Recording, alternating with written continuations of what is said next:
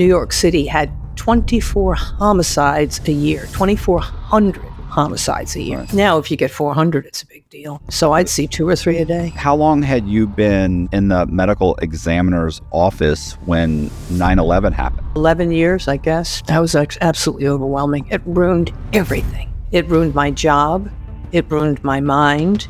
It ruined America's sense of safety and imperiality in the world. 2004, they had this tsunami that kills 238,000 people. What do you do with 238,000 people? Well, for the most part, you put them in trenches, mass graves. He went into one of those hot sheet motels, $30 an hour, cash to the desk clerk. The woman he was with, she brought some heroin for them so they could party a little, When I came there, he was overdosed, obviously. She was long gone. She's in the wind. And sure enough, he had a very high level of heroin in his system. So we wrote it off as an accidental overdose. About 2 months later, the sex worker comes into the local precinct and she's found God and says, look, I want to tell you something. That guy over there in the Castle motel, I gave him a hot shot. I shot him up on purpose to rob him. He's really rich. And I got all the money out of his wallet.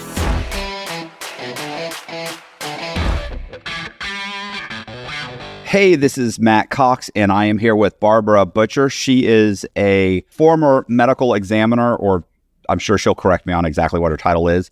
And she is also the author of What the Dead Know, and which is a memoir, and it's super interesting. I've watched several interviews on her, and we're gonna talk about some of the crimes that she has investigated and her life. So check out the video. What was the exact title? It was, you were the head.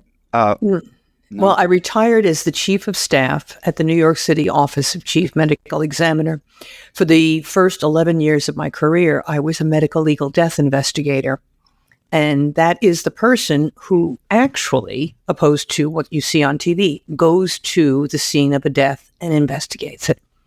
Okay. You see on television, they have an ME that goes and stops an autopsy right in the middle, puts her knife down, runs out, sticks her finger in a bullet wound and says, yes, that's a .45 caliber, Matt. That's not true. I know. I saw one of the videos you were mocking CSI. Yeah. Which is, it's always funny. I'll get into these conversations with people and they'll say, like if they have a picture of you in the bank, weren't you worried that they would connect it with, I was like, it's not CSI. They're not running it through the system and finding out he's got 14 IDs in 3 states. And I'm like, none of that's connected. Like, it doesn't work like that. Yeah. Maybe it does to a degree now, but I wonder. So, but yeah, you were talking about how there's all these procedures and all these things that you have to do and go through the whole, and it's a lengthy process. Yeah. So, and then you every once in a while indulge in CSI, but it's hard to watch. Yeah. Yeah. I mean, no, it's a fun show. It's meant to be fast-paced, fantastic in that there's a lot of fantasy stuff and colorful and lively with good music. So yeah, it's like watching a music video. And everybody's young and good looking. Oh yeah. Yeah. But with one of them always has a pierced lip or nose and short haircut, black leather jacket. Because you got to have, very trendy, very edgy scientists. Look, in real life, most scientists are just regular, very young, very boring. No, they're not that boring. They're fun people, but a lot of them are just, they're totally dedicated to science. They don't go running around on motorcycles with nose rings. Right. Most of them. So were you born in New York or born and raised in New York? I was born in Brooklyn. And then as soon as I was born in Park Slope, which is now a very wealthy neighborhood. Back then it was, working class Italian and Irish cops, storekeepers, firemen. And then all of a sudden Long Island opened up. Developments, houses where you could have room and yards and stuff like that. So they all moved out there. And my parents dragged me screaming onto Long Island, where I was terrified of the fact that the sky was wide open. You could see everything around you. I wanted the city. So I went to school out there and then got back to the city as soon as I could. Were your parents in law enforcement or? My dad was a cop. He rose up from patrolman to deputy inspector by the time he left the job. A cop's cop. Right. Just a hardworking, conservative kind of guy. What is deputy inspector? I don't know what that. That's, let's see, it goes sergeant, lieutenant, captain, deputy inspector, inspector chief. Okay. So he was, upper management. Right. Okay. And so you graduated, you went back to the city, went to school. How did you end up in the medical examiner's office? You had a series of jobs, right? Mm-hmm. By being a drunk. Yeah. It's funny because my dad used to say that my dad was in, AA for, I don't know, 20 some odd years. And he was, it's funny that's exactly how he would say, he said, oh, I'm a drunk. What do you mean? And people would get upset. My mother, oh, George, you have an alcohol problem. He goes, I'm a drunk. What are you talking about? He's like, well, I'm not going to be ashamed. That's the way it is. He's no like, sense. I'm not going to sugarcoat it. No sense getting fancy about it. A drunk is a drunk. You can call it a lot of things. But what happened is I started out okay. And then I started drinking when I was a teenager. And I kind of skipped over a few years. I didn't go right to college. I kind of messed up. But then I don't know what happened, but I stopped drinking. And I went to college and I became a physician assistant, a PA. And I worked in surgery in a hospital in the South Bronx, and I had a great time. And I became a hospital administrator, and I was going up, up, up, and things were going well. And then I started drinking again, and things went right down to the bottom. I went from being a respected hospital administrator and political figure in the Bronx to being a button salesman off the books in a little store and living in a probably 175 square foot studio uptown. And I had nothing. My life was a nothing. I didn't even go to the movies. I just drank, went to work, drank, back and forth. And then one day I went out drinking and I didn't stop. And when I got home, I was in a blackout. I had fallen in the street. I had given away my money to a junkie. And I woke up in a tangle of sweaty sheets on the floor with a bleeding head and scraped up face. I said, ooh, I wonder if you're a drunk. Wow. So, you're only getting worse. Yeah. So I made a few phone calls and I wound up going to AA. Now, getting sober was fabulous. I mean, I didn't realize just how sick I was every day. But the interesting thing is that when you're a drunk, you get services like EPRA, the Employment Program for Recovering Alcoholics in New York State. And they give you career counseling. So they gave me all those tests, Minnesota multiphasic, Myers-Briggs preferential, blah, blah, blah. At the end of the test, the counselor said, Barbara, you should be a poultry veterinarian or a coroner. I said, poultry? Why chickens? He said, well, you're good with diagnostics, you're good in medicine, but you get too attached, too emotional with your patients. So if you had puppies and kittens, your heart would be broken. But chickens, they got beady little eyes. Nobody cares about chickens. I said, I'll take the dead people. Right. He said, all right. So call the one person in New York City who you think has the best job in the world. Ask if you can talk to him. I called Dr. Charles Hirsch, the chief medical examiner, and he said, sure, come on in. We had an informational interview, and it was fascinating. I could go out and poke around in people's lives and work with cops and find out how people died. This is amazing. I want to do this. And they offered me the job, and I took it. They gave me I had the right background in medicine. Now they gave me the training and investigation. And there I was, being a drunk, got me my dream job. How long? Sorry, go ahead. I should say that as a child, I had a dissecting kit and a microscope, and I used to dissect little animals to see what they died of. So it was kind of like right from birth, I was kind of meant for this job. How long did it take before you actually were, going out to crime scenes and, were you mentored for like a period of time? Sure. The first 3 months, I went out with senior investigators all day long.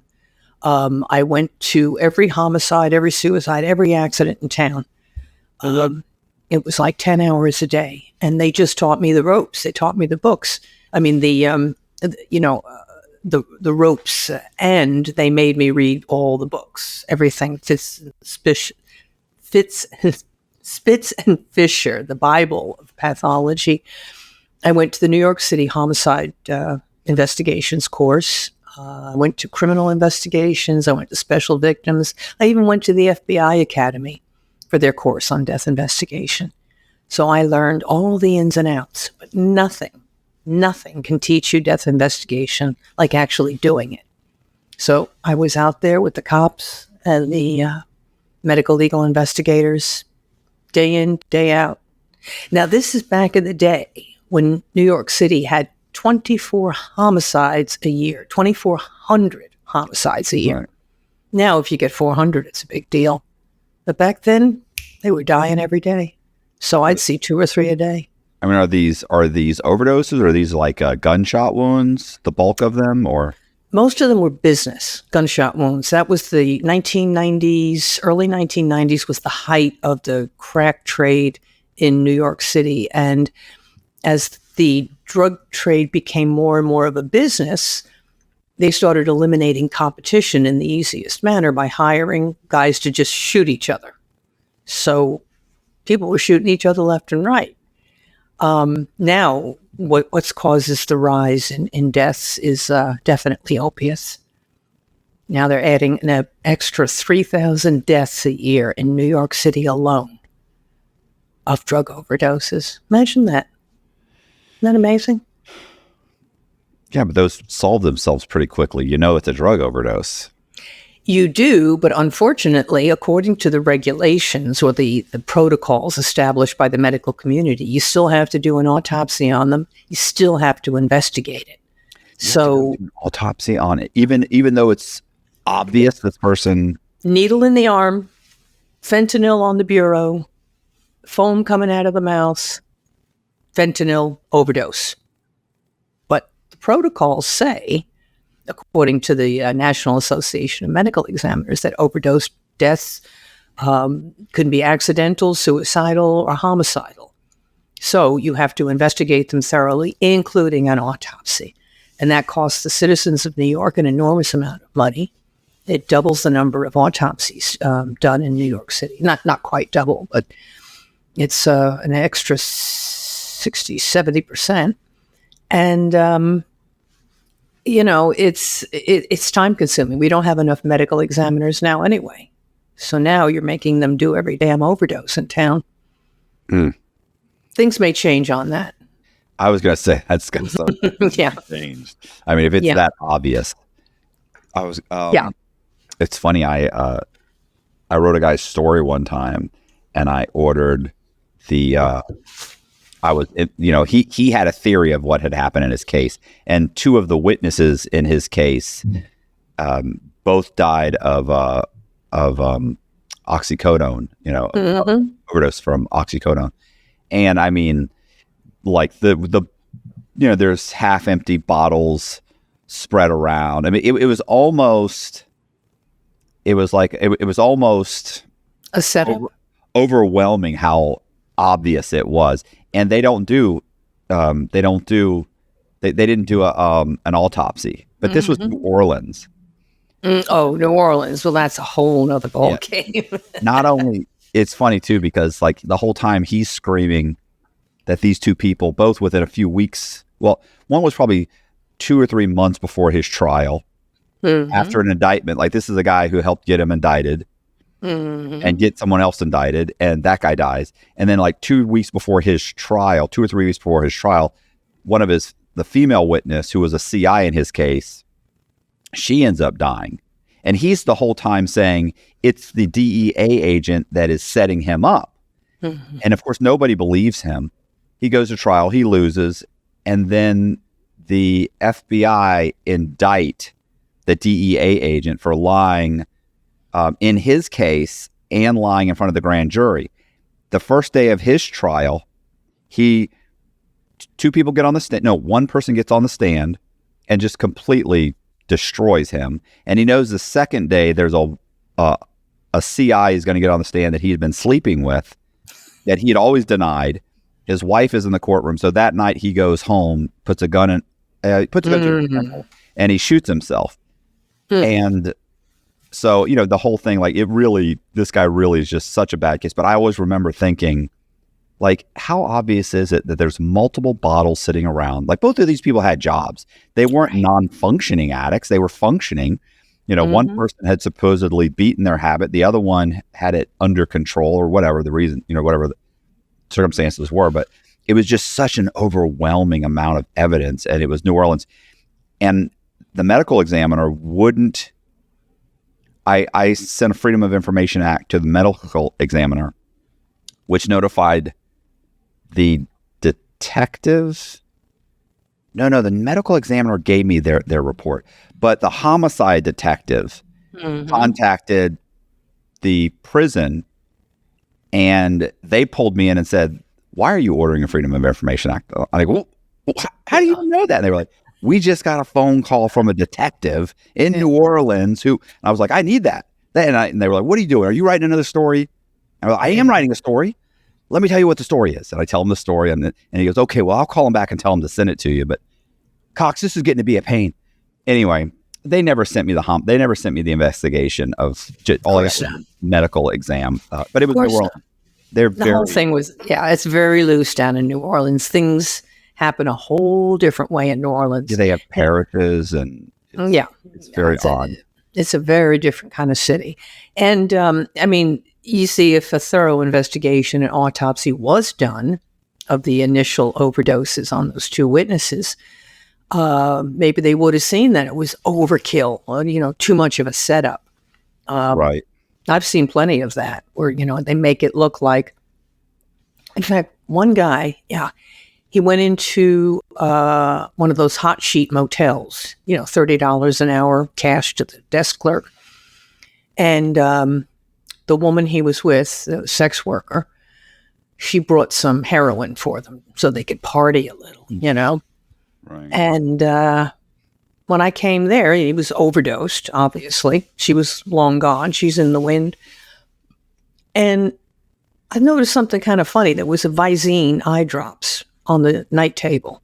Now, who's going out for a night with a hooker who brings his Visine eye drops? What does he want to do? See more clearly or get the red out? I don't know. But Visine contains scopolamine. And there was a beer there on the table. If you put a few drops of Visine in somebody's drink, you will make them all woozy and knocked out. Then, if you want, you can shoot them up with the heroin. You can overdose them. Okay. So when we first got there, we thought, I don't know. I guess they were fooling around with the Visine, trying to get high. And he got, he shot up the dope and he died. And sure enough, he had a very high level of heroin in his system. So we wrote it off as an accidental overdose. Well, about 2 months later, the sex worker comes into the local precinct and she's found God and says, look, I want to tell you something. That guy over there in the Castle Motel, I gave him a hot shot. I shot him up on purpose to rob him. He's really rich. And I got all the money out of his wallet. So you never know. Wow. Never know. That had to be a hell of a conversion for me to go into the police station and admit that. Sure, it was. But, once she found Jesus, she was just waiting to change her life. Well, that's going to be a change. I'll say. Everybody, they'll take it into consideration. Well, okay. They'll say something in front of the judge. Instead of 20 years, you're going to get 18. Sure. Get a big break. But okay. So I had another question. You had mentioned on one of the interviews where you said you really liked doing the whole investigation thing, and poking through people's lives and being able to kind of piece things together. And when you said that, I just remember thinking like that was exactly what it was like. Is like writing true crime stories is sending off the Freedom of Information Act, getting their docket sheet, getting all the FBI 302s and the DEA 6s, and really putting everything together and the timelines. Like, it was amazing how much fun and enjoyment I got out of that whole process, which is something that I would have never, had I not been, kind of like you had said, you got thrust into this position, your dream job. But, had I not been, locked up writing these stories, I would have never known that. I would get such a kick out of that. And what's so funny about that is that I've, in a way, not that any arrests have happened, but, I put together stories that literally I'm getting phone calls, honestly, probably 3-4 months ago. I got a phone call from an FBI agent who had read one of my stories, and we had a whole discussion about how this one person I'd spoken to knew who had killed someone else. Mm-hmm. And while I'm telling him, like, well, this is what he told me, and I'm explaining it, I'm telling him I wrote it in the story, and you got to read, there was 2 parts of the story. He'd only read one. He didn't even know there was a second one. So it was, at this point, it was a cold case. They had opened back up. So I said, you got to read the second part. And I told him where it was on my website. And so we're talking, and I said, but that doesn't mean that he did it. This is what the guy thought. This is what he was told. I don't know. And he goes, oh, no, he did it.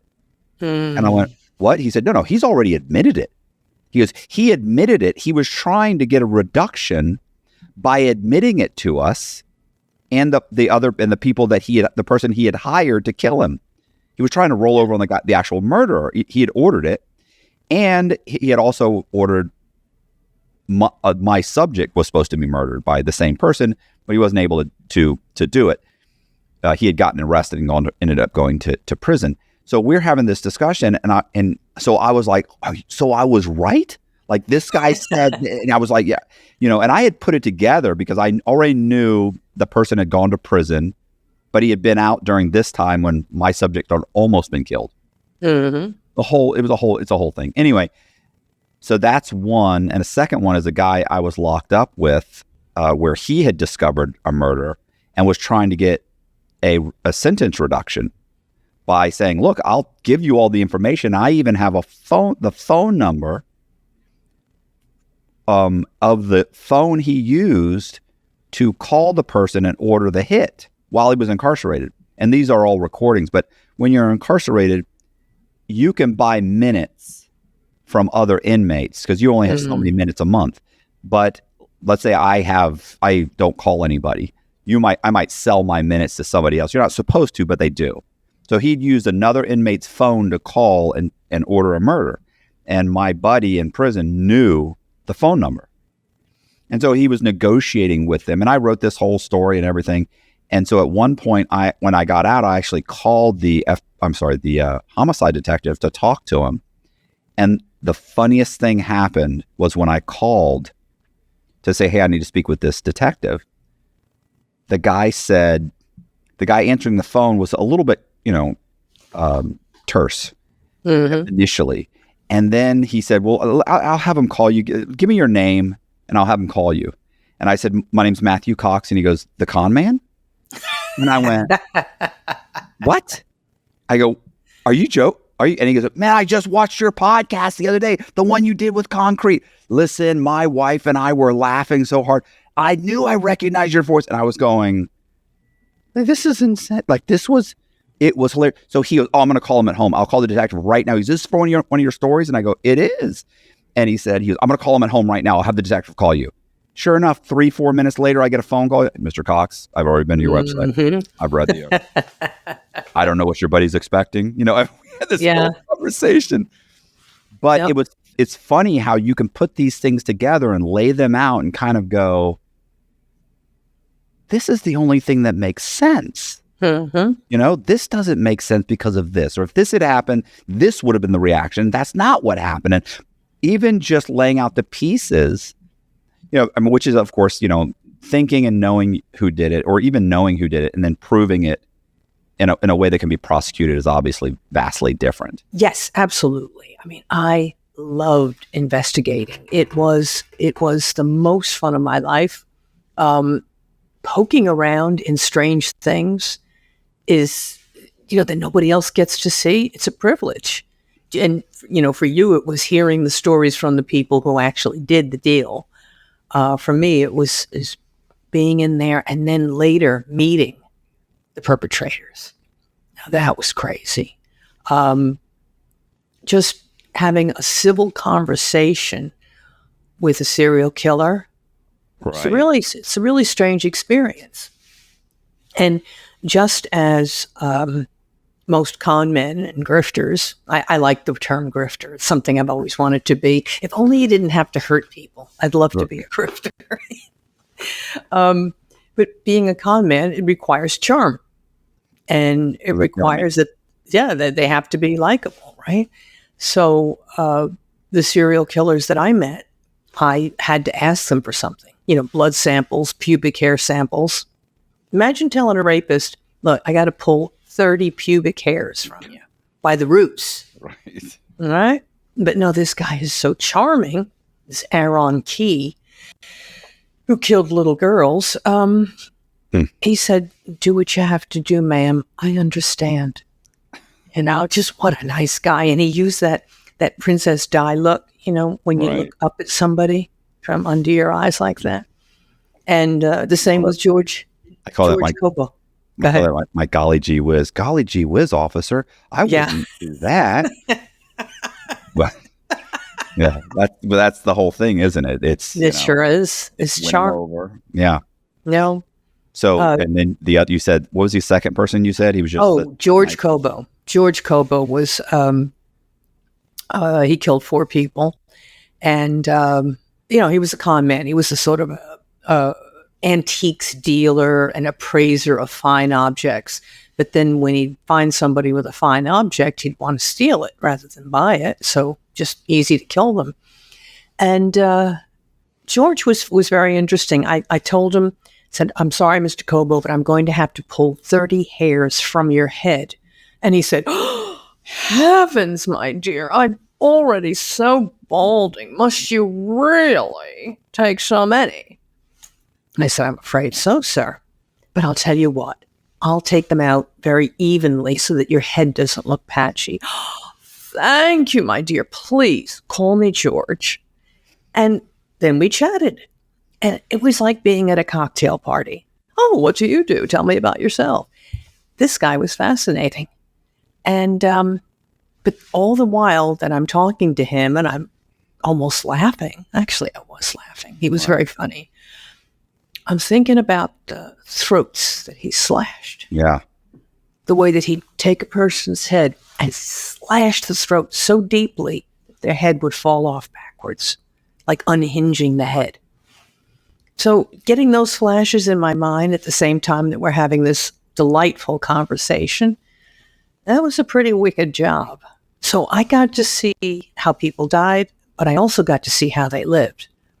And, people in New York, probably most of the world, but in New York especially, people live in all kinds of crazy ways, from Fifth Avenue penthouses in the sky filled with art and music and golden objects, to squatter buildings where I have to crawl under the basement to pull some poor junkie who overdosed in a pile of trash. I saw a lot of things. Yeah. What about hoarders? Hoarders. I love a hoarder. What? There's a classic hoarder manner of death, and that is that their treasures, their trash means so much to them that they're afraid people will break in and steal it. So a lot of them will pile the stuff to the ceiling and leave little tunnels for them to go through. And they'll place booby traps in those tunnels, like a wire that when you trip it, it'll pull the trash down on you. That's how the most famous of the hoarders died. The Collier brothers died when their booby traps went on them. And then a guy that we used to call Where's Waldo? because we couldn't find the body. It was like we were looking for Waldo all through this apartment. It was to the ceiling. Couldn't even get the front door open. Had to go in through a window. But he did the same thing. He set up booby traps so nobody would touch his precious trash. And it came down on him and smothered him. So... How did they even know that there was a death? Just the neighbors complained of the smell? The smell, yeah. You start to smell pretty bad in a hoard that size, on a summer's day. Yeah. Ted Bundy was, supposed to be extremely charming. Mm-hmm. Mm-hmm. I watched a documentary on him, and he escaped like 3 times. Yeah. And every time I was like, I just can't imagine how, but it was back in the 70s, 80s. And it was just insane. Like, I just couldn't believe how he kept escaping. Yeah. Yep. He was too nice of a guy. Yeah. What a charming, charming guy. Yeah. And then that's the funny thing is, like, I've had lunch with guys that have life sentences for, murdering 3 people, or this guy murdered, a witness against him. This guy murdered 3 people, or this guy's got there are guys that have, they may not be life sentences, but you get 45 years and you're 60 years old. It's a life. But you're sitting there talking to these guys, and they're nice, and they're joking around and talking. And I'm thinking, they convicted you of 3 murders, but you killed 9 or 10 people. Like, you talk about how you got off on all these state murders. I was tried 4 times in the state and found not guilty. And it was just these 3 people I got caught for. And it's just like, I mean, but nicest guy. Yeah. Like, and you think, wow, because people can, like you said, it's people. I think you said in the other interview, it's in one of the other interviews, it was, those scenes show you how they lived, how they die, the things that happened, the brutality, what really took place, as opposed to what someone might tell you. Yeah. Oh, it was a mistake. We were fighting over the gun. You weren't fighting over the gun. You walked up and shot the guy behind. Like, you didn't. That's not. Yeah. So. The people ask me sometimes, what does evil look like? How do you tell an evil person? You don't. Evil looks like you, me, and everybody else in the house. It's the only person I ever met who actually looked evil was George Cobo's partner, Tony Lee Simpson, also, killed 4 people. He had, his eyes were like a wolf. Like, they had this sort of a flatness to them where he was assessing everything in front of him, and there was no connection in the eyes. He's the only person I've ever seen who had an evil look about him. He made my blood run cold. Everybody else, geez, fine, nice as you please. I mean, I remember the guy who, and they talk normally too, the guy who, he was out at a club. He meets a woman and he says to her, let's go party back at my place. And she said, sure. He said, here's $50, get us some cocaine. So she took the $50 and left because, why not? Right. And so the guy got really angry and he went to her apartment. She wasn't there, but her 8-year-old daughter was. So he took her, the 8-year-old, raped her, killed her, smothered her, threw her in the trash, really horrible. But when he sat with the police and they said, did you do that? He said, well, yes. She took my $50 and she was supposed to be with me, but she wasn't. So look what she did to me. I had to take somebody. He absolutely believed that he was correct. He did not try to hide it. This was his entitled right. He paid the money. Right. And the cops were like, Barbara, you're never going to believe this guy. He was completely open about it. Oh yeah. Listen, I was in prison with sex offenders who would try and justify that, that they'd been seduced, or sure. It was only because of society's rules that what they had done were wrong. And well, if we were back in Rome and whatever the 800 AD, it was like, what are you doing? Or if we were in such and such, like no, like, but you're not. So you're not. Yeah, I've had pedophiles explain to me why it's actually to the benefit of the child to be initiated into sex by an older, gentle person who will teach them the right way. We're talking about a 6-year-old. Yeah. I was gonna say it's amazing. Yeah. So And justify what and it's funny. It's I was having been locked up,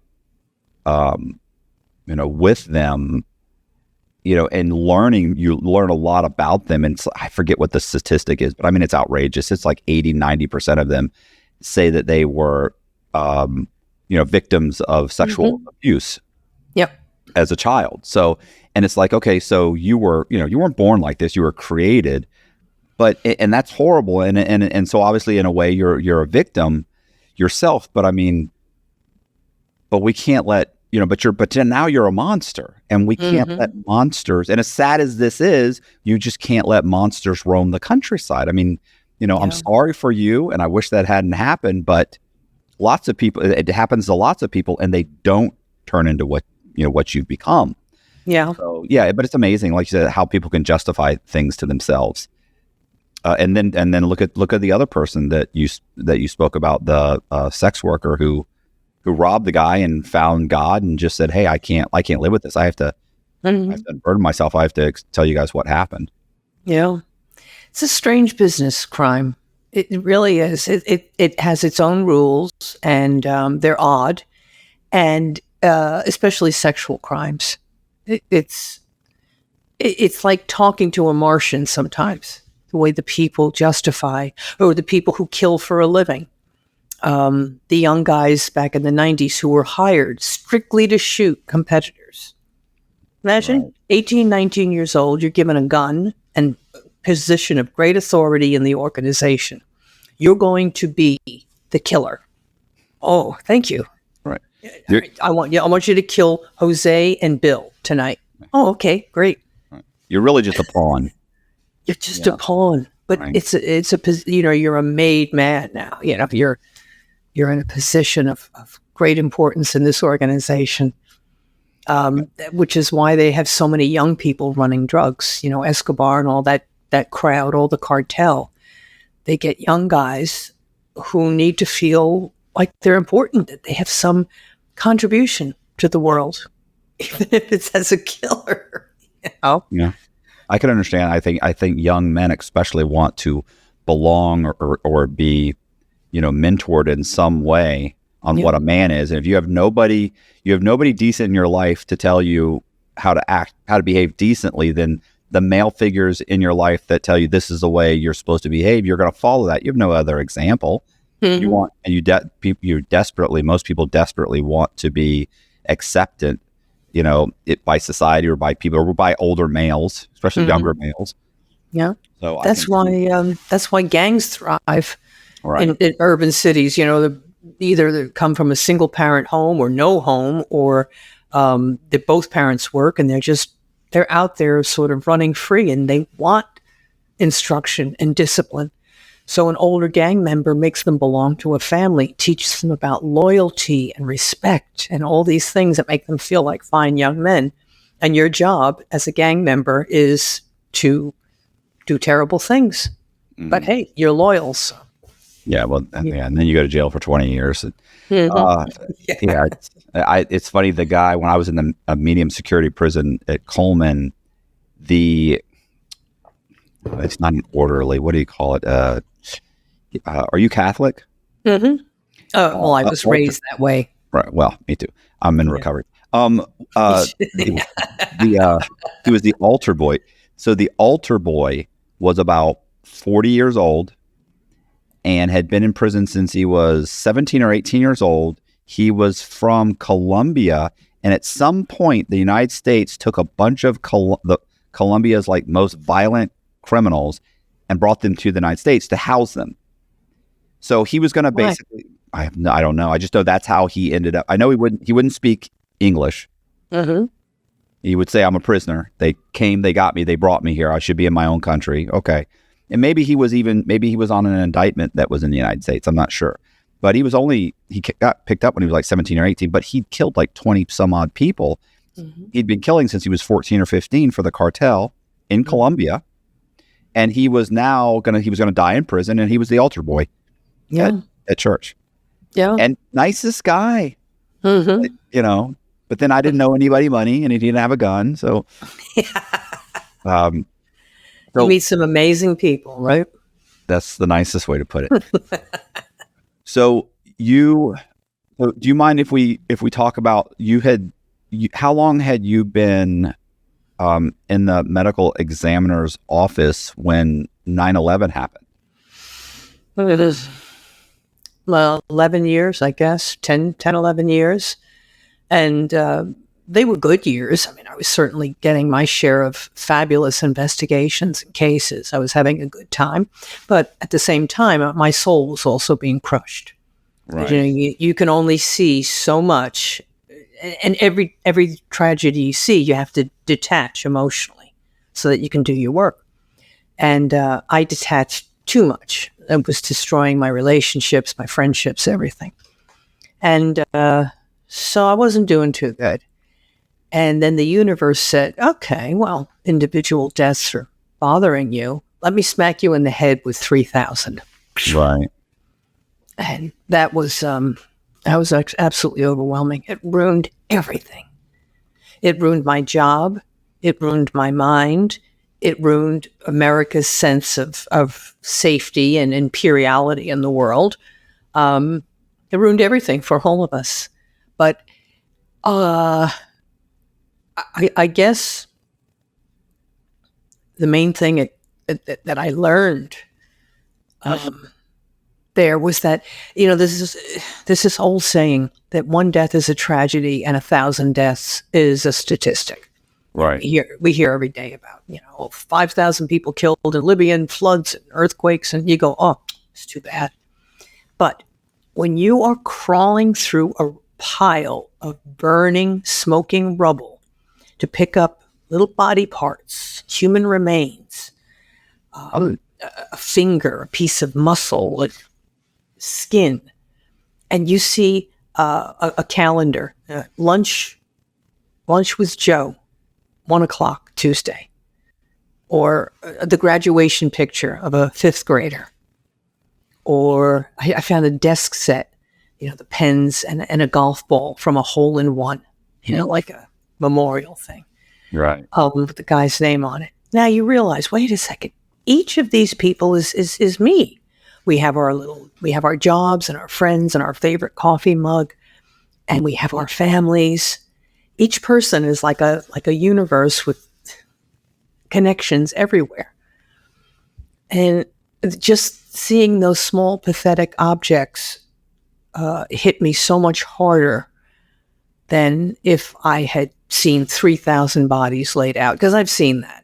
I saw that in Thailand after the tsunami. Just the little homey things that make a person, right? That make us identify with each other. Yeah, that really that was a hard job. That was a ridiculously hard job. And back in those days, we didn't get help for those things. No, we're too strong for that shit. We don't need no stinking help. We're strong. We're brave. We can do it. And then we realized we couldn't. So, they started giving us some help for PTSD. But to this day, I still can't walk past a tall building without thinking, Jesus, I wonder what it's going to take for that one to fall on me. Right. I'm constantly vigilant for danger. But, like then going to Thailand, 2004, they had this tsunami that kills 238,000 people. What do you do with 238,000 people? Well, for the most part, you put them in trenches, mass graves. Or like in Haiti with the earthquake, 100,000 people dead. Dig huge holes with bulldozers, put all the people in, say a blessing, out you go. But in Thailand, they had this big... Go ahead. I was going to say, how did you get to Thailand? How did you end up in Thailand for that? Oh, the government had a problem. And that was that even though they were burying their citizens in trenches, there were 840 European tourists in Thailand. And their governments didn't want them put in trenches. They wanted them identified and sent back to their countries, repatriated to their families. So how are you going to do that when you've got 5,000 rotting bodies out in the sun, rotting, laid out at all the temples? That's what we used as morgues. So the United Nations, the health sector, asked us to go over there and help them out, see if there was a way that they could identify people, even though they had no records, nothing. And we did. We brought DNA scientists over. The Europeans sent teams, and we all worked together. They got the dental records of each European tourist. And then we went through each of those 5,000 bodies with forensic dentists looking for that pattern that would match somebody back in Germany. We did DNA. Their family sent samples. We did anthropology, looking for scars or operative hardware, like from a knee replacement. So we did it. We did it. And the reason that the Thai people had to spend all this money and do all this work, even though their country was devastated, was because they depend on tourism. Right. You can't piss off the Europeans and then they won't come to your country anymore. Right. That will hurt your economy. So the Thai people, who are fabulously calm and sensitive and kind, they said, okay, we'll do it. Right. Of course. Even though their homes were wrecked and everything was right, they said, oh, do it. I was going to say, like, what with the mass graves, like, I mean, it's not like what, like, what else do you do? I mean, I get, you know what I'm saying? Like, it's horrible. It's horrific, but you can't, you don't have the facilities. No choice. You don't have, right. You don't have the bandwidth to be able to identify every one of these people, bury them, acquire the plots, bury them, or even like, there's no choice. It's a horrible choice, but you can't not do it. Yeah, there really was no choice. Even cremation, the wood was all wet. Everything was soaked from the tsunami, and you can only burn just so many tires. I mean, they tried it for a while, but like Sri Lanka, Indonesia, these countries that had very little to begin with. I was going to say that terms of resources to do it. Yeah. Even if they had the manpower, even if you had the manpower, no resources. Right. You've got nothing but bad choices. It's like, we got like 6 bad choices. Pick what's the least bad choice we can go with. Yeah. Well, in Thailand, they knew they had to do these mass burials, but they thought, we have to identify morgue areas. Let's use the temples as morgues. And that way the monks can bless everybody. The Buddhist monks will bless them as they go on their way into the next life, which was, a very nice accommodation to do.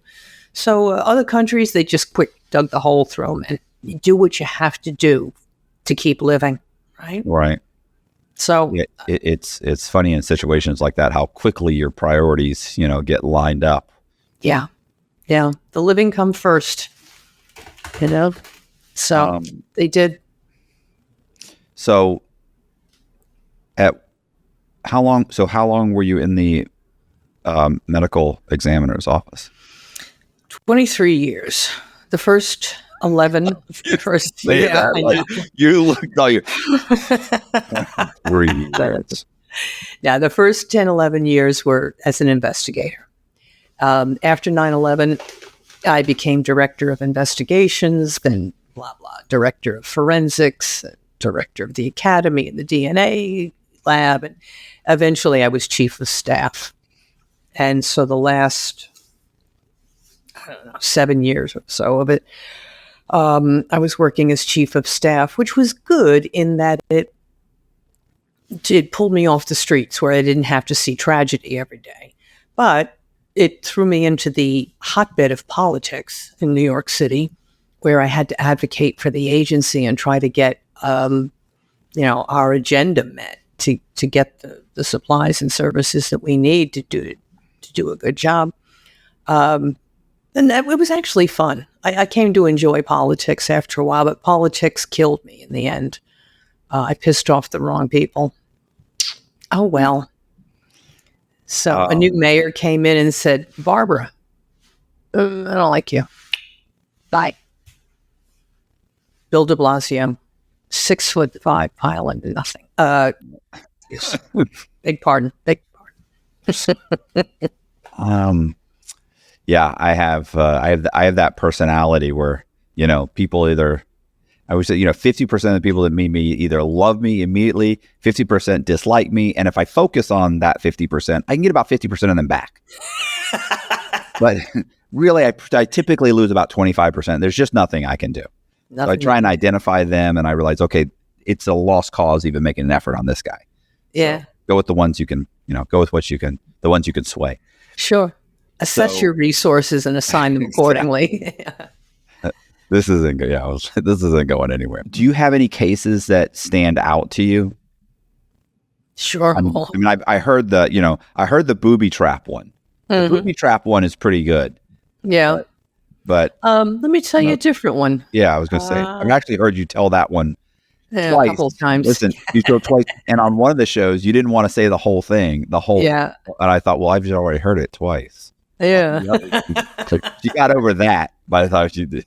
This must have been one of the earlier podcasts. Yeah, probably. But that was interesting, by the way. Yeah, the booby trap case. one. Yeah, that was. I guess, the case that had the biggest influence on me in my life was the case of Aaron Kee, a serial killer. What happened was, over a 10-year period, little girls, 13, 14 years old, sometimes a little older, 16, 18, they were being raped and murdered in East Harlem near 106th Street. There is still a big housing complex there. So the first time the little girl gets killed, she's 13 years old, and her body is discovered over by the FDR. She's a resident of the housing projects. And on her way home from school, she went to the elevator, but somebody got on with her. And then somehow she winds up over on the East River, just wearing her little, what's that called? The Beastie Boys, or some little watch, Boys in the Hood. I don't know what it was, but some little 13-year-old thing. Right. This little girl is raped and strangled and left for dead and just thrown away. So back in, I think this was in 92, so they get DNA and some hair samples and stuff, but they have nothing to match it to. And then more rapes happen. And then more deaths happen. And over a 10-year period, there's probably 10 rapes and at least 3, maybe 4 homicides. And from each victim, we get the same DNA and the same hair samples. So we know it's one guy doing this. Now, have you ever heard of this in the newspaper? Did you ever read about it? No, of course not. Because if it was on Park Avenue, one white girl raped and murdered, you'd never hear the end of it. It would be all over the New York Times, the Daily News. You'd hear about this. And there would be a manhunt out to find this evil killer. But in East Harlem, no. Not one story. Not one. And, they brought in lots of people for questioning, but nothing ever came of it. And finally, the families got together and started putting up posters saying, our children are being raped and murdered. Let's do something. Let's find somebody. And the police department puts up a reward for $11,000. That's pitiful. That's an insult. Right. So they bring a guy in because somebody calls him with a tip. He says, I think it sounds like a guy named Ace. And they bring in Ace, and it turns out he was somebody that they brought in 10 years before, but he used a different name. So they said, could it be him? Now they get this guy in on a charge of stealing a computer part, and they bring him in for questioning. He doesn't know anything. But what they do is they ask him for a DNA sample. He said, oh, no, I couldn't do that. I'm a Jehovah's Witness. It's against our religion. Okay, no problem. Is it? No. Okay. But you can claim a lot of things under religion, of course. Now you could grab your iPhone and go, wait a minute. Yeah. No. So what they did is they gave him a drink of water, and when he was let go, he threw the the cup in the trash. Of course, they Right. picked it up very delicately, took it over to the lab where they found the DNA on it and matched to every one of these rapes and murders. And of course, that's when I met him. When they brought him in for another sample for taking blood and hair, matches pubic hair to the original 13-year-old girl. Everything matched, and we went to trial. And I gave my testimony, and he was convicted. Wait, he's saying, not me. I didn't. No. It wasn't him. No, as a matter of fact, he said it was a plot by the medical examiner to steal organs. And we said, well, how does that come about? Exactly. How does that work? How are we doing it? What are we getting Now, from these organs?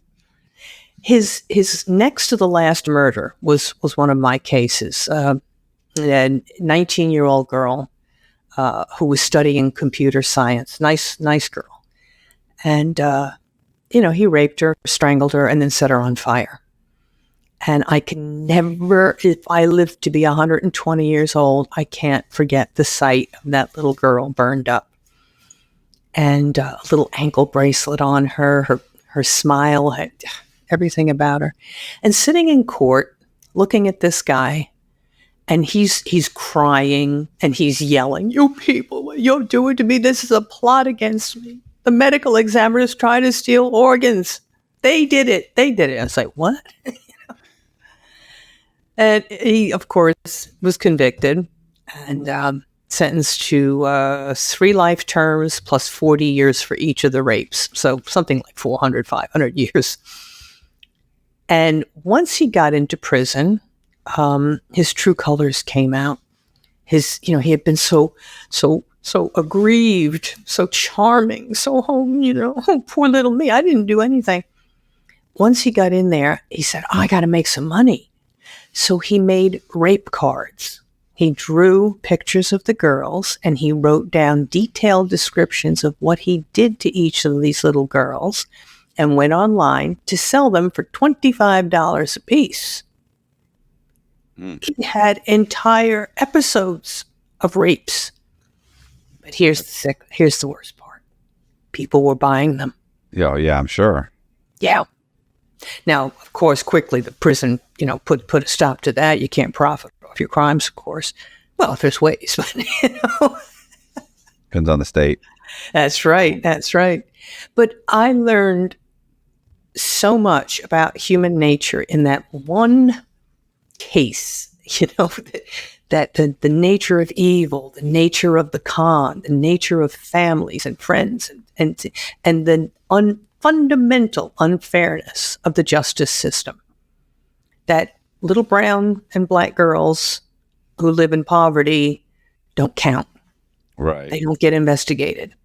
Their murders, their families don't count. That pissed me off for the longest time. And it still makes me angry because it still happens today. Oh, I was going to say, that's not something that happened 20 years ago. That happens right now.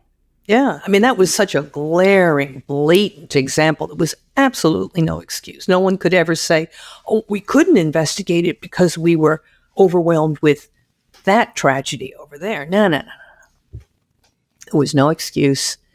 And it still pisses me off to this day.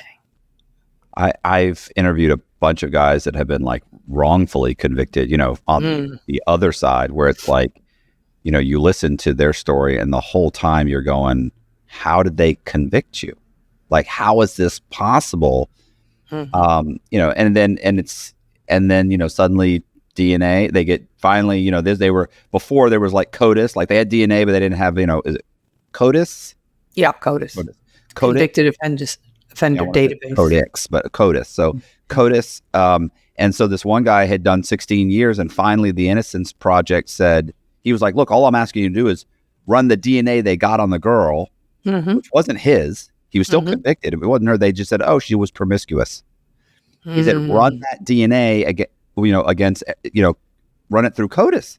And so finally they were like, the Innocence Project, somebody, after being turned down 3 times, somebody said, okay, fine. And they ran it. Turned out it was another guy 2 years. So 2 years after the rape and murder that he was convicted of, he raped and murdered someone else, and he was now serving a life sentence for it. Yep. Same guy. That happens all the time. Yeah. Not the high school student that you said, that, like the prosecution had said, oh, she's promiscuous. This is the DNA. They actually said it was the DNA from a boy she was dating. Never proved it, never anything. Right. Of course, his lawyer, he didn't have a good lawyer. He was, they were poor. They had a public defender. Couldn't do anything. Although lots of public defenders are good, but let's face it, they're just overwhelmed. They're just overwhelmed. Yeah. And the other thing is that, the police had, he was 16 years old, and they had, basically scared him into confessing. So, they were telling him they were going to, if you don't confess, I'll never be able to get you out of the building. These other detectives want to kill you. They're going to beat you. Just do this so I can at least get you out of the building. So he's like, he's so scared after 8 hours of being questioned. He's crying, and he always signs it. That was it. He was done. From then on, he was done. But then 16 years later, find out he was right. There was the truth the whole time. He wasn't there. He was playing basketball with his friends. And his DNA was this other guy's. He got let out. He's now a lawyer, actually, in New York. Wow. The justice system is fundamentally unjust, but it's what we have flawed for the moment. Yeah, well, it's flawed because humans are involved, and humans are flawed, and they get emotional, and they are manipulative and easily manipulated. And, anytime you have people, as good as the system is, as anytime you have humans running it, there's going to be problems. Yeah. There's just corruption, in every facet. And honestly, compared to most countries, we have a pretty decent system. Pretty good. Yeah. Pretty good. Of course, I love Canada's system. Even if you're found guilty, you barely do any time. I know guys that got they're like, I got 10 years. I'm like, oh man, how much time did you do? Did about 18 months in jail.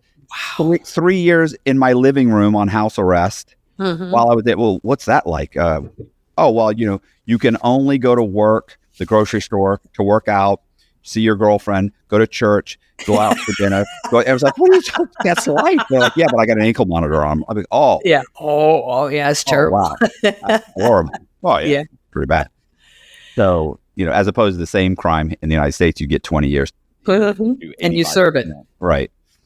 That's why we have to depend on science more and more. The human, eyewitness testimony is hugely flawed. People lie, people cheat, people tell all kinds of stories to get themselves in or out of trouble. But science speaks for itself. DNA, video, CCTV catches you in the act.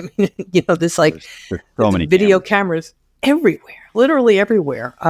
Cell phone technology, I wasn't even there. I was buying gas 5 miles away. Yeah. No. Yeah. So, we've got to depend on science. Science, too, is flawed.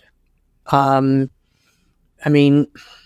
was a DNA technique used by the most advanced labs in the world in New York City and in London.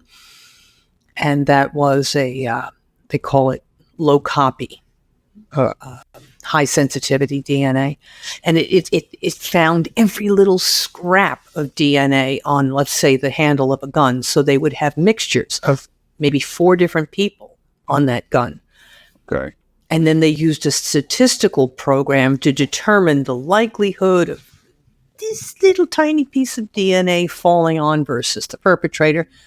And it was flawed science. They stopped using it, of course, but for a while there, it became go-to. It was a go-to thing. Everybody thought, oh, this is the miracle technique, this high sensitivity, low copy DNA. And it wasn't. And there was also a person in the medical examiner's office, in the DNA lab, who was doing a thing called dry labbing. That's when you take the specimen and you open it up and you look at it, but you don't really test it. You just pass it on because it's too much work. And saying, nope, no evidence here. So rapists were getting away with rape and doing it again because this one woman couldn't be bothered to test all the rape kits. It was too much work. Well, and there was that scandal and where was it? I don't know if it was St. Louis. I forget. I probably don't know can't think of it. Where there was a woman who was an addict, and she was just rubber stamping everything that went through, not testing it. Mm-hmm. But, and she did it, and this went on for years, and there was hundreds and hundreds of people, thousands of people, where she was saying, yes, this is methamphetamine. Yes, this is this. Yes, this is this. And people were going to jail, and they had to let out thousands of people. But I was thinking about also, like, remember bite marks? The bite mark analysis. Yeah. Like, and they were like, oh, it's as good as a fingerprint. No, not at all. Not at all. And there's also, there's all kinds of, tire tread science and fiber science and all kinds of things. Some of it's good, some of it's not. Some of it's junk science. But all in all, I still put my money on science over people. I was going to say, I was probably 17 years old one time, and I remember when they had malls? I actually I'd gone to the mall and left, and I was getting into was I getting in or was I pulling into park? Either way, I was in my car, and I just was in my car. That's right. I had gotten in my car, closed the door, and I started my car, and I was kind of hanging out in my car for getting situated. And a couple of black guys came over to a car, like right in front of me, walked up, knocked out the window, opened the door, and I realized they're in the car now. And I realized, oh, they're still in that car. And I jumped out of my car. I don't know what I was thinking. What are you, an idiot? I know. And I was like, hey, what are you doing? And they jumped up and they looked at me and they go, what? I said, what are you doing? They go, man, mind your business. I go, that's not your fucking car. And the guy was like, mind your business. I go, this is my business. I don't know what I was thinking. I was young, 17. That was back when when you remember you were 17 years old. Like, I remember thinking I would drive fast, and somebody would say, what if you get in an accident? I'd say, oh, I'll brace myself against the steering wheel. Oh yeah.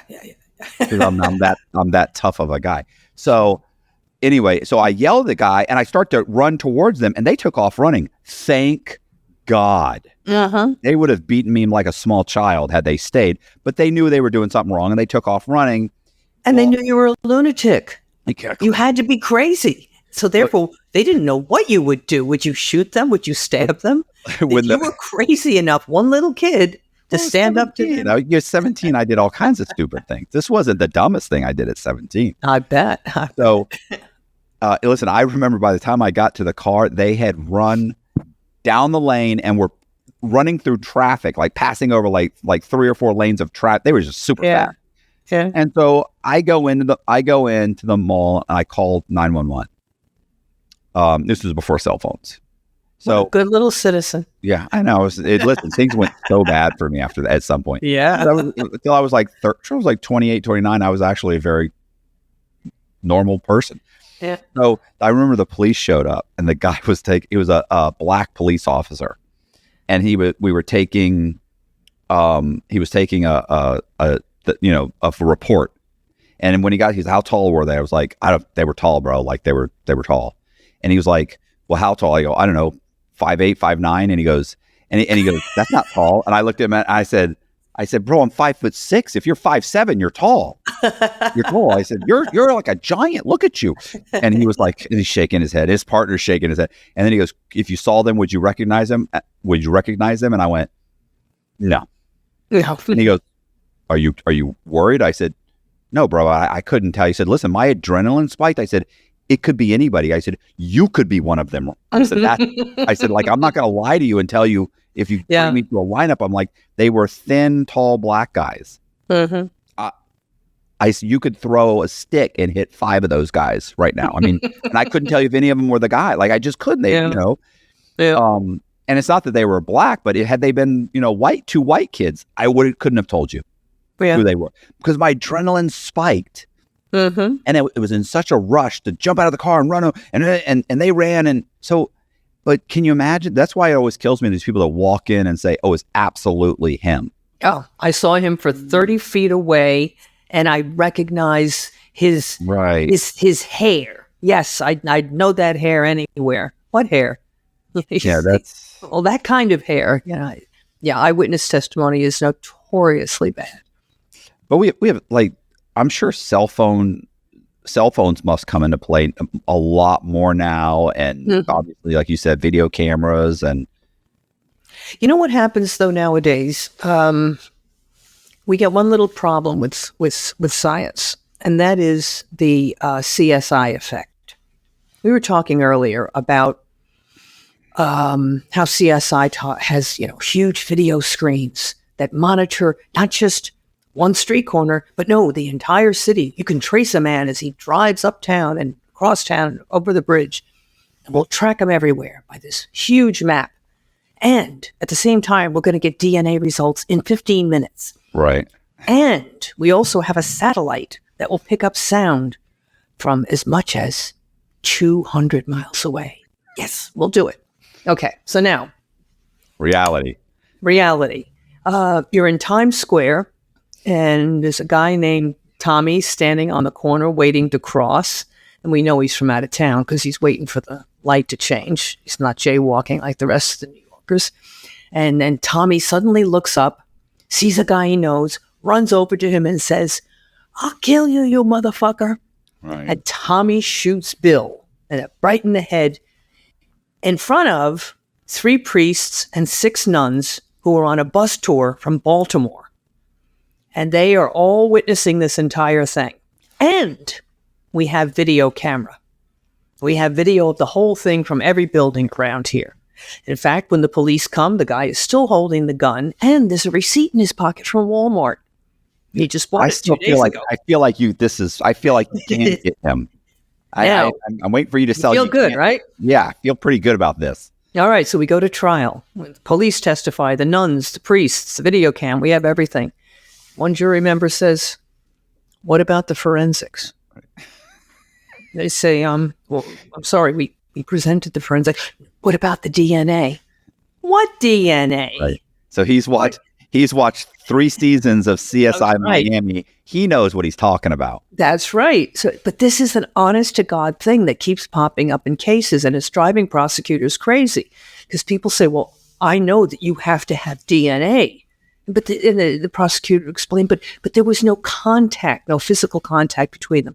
Well, there had to be if they murdered him, and there has to be DNA because they don't understand DNA.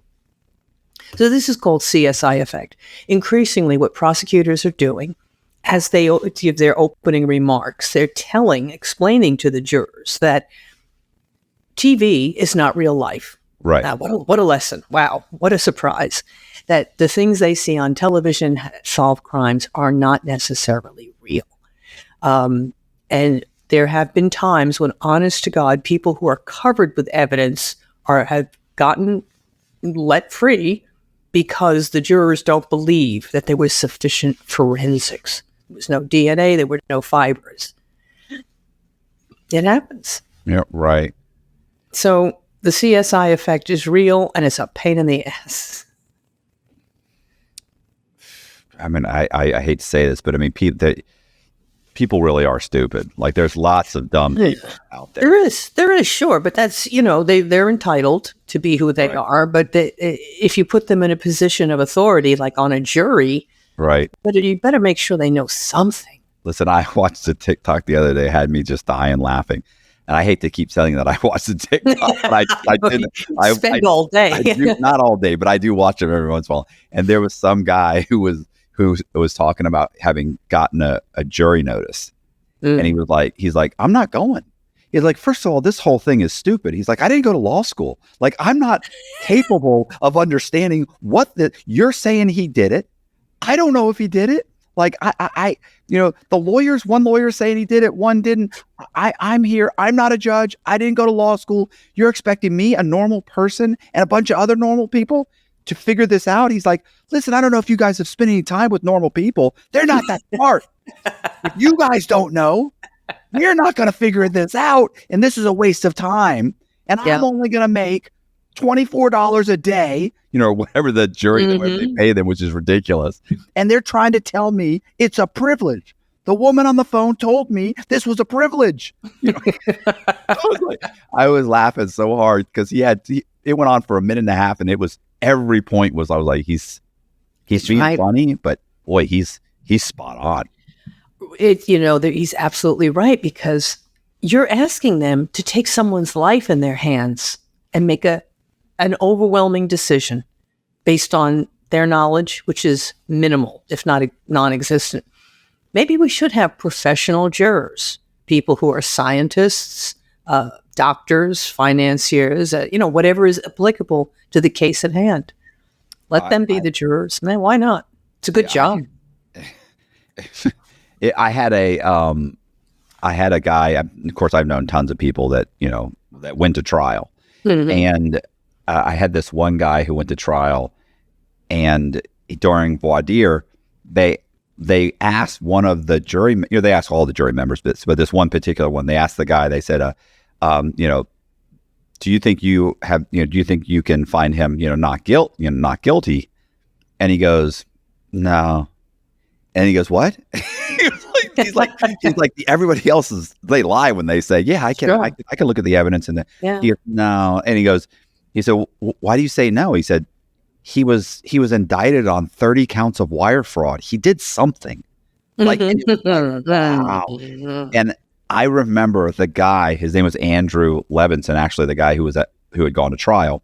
He said I appreciated him. He goes, because that's what everybody else was thinking.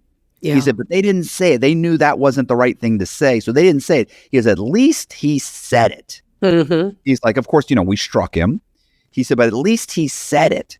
Yeah. And, and he said, what's so funny about this guy's case is that they spent almost an entire day going through all of the checks that had been written from the business, which was, they described it as, it was a business opportunity scam.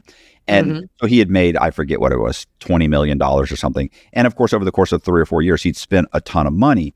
And so they just spent the day just going through the different cars he'd bought, the vacations, all the things he'd done with this, illicit money.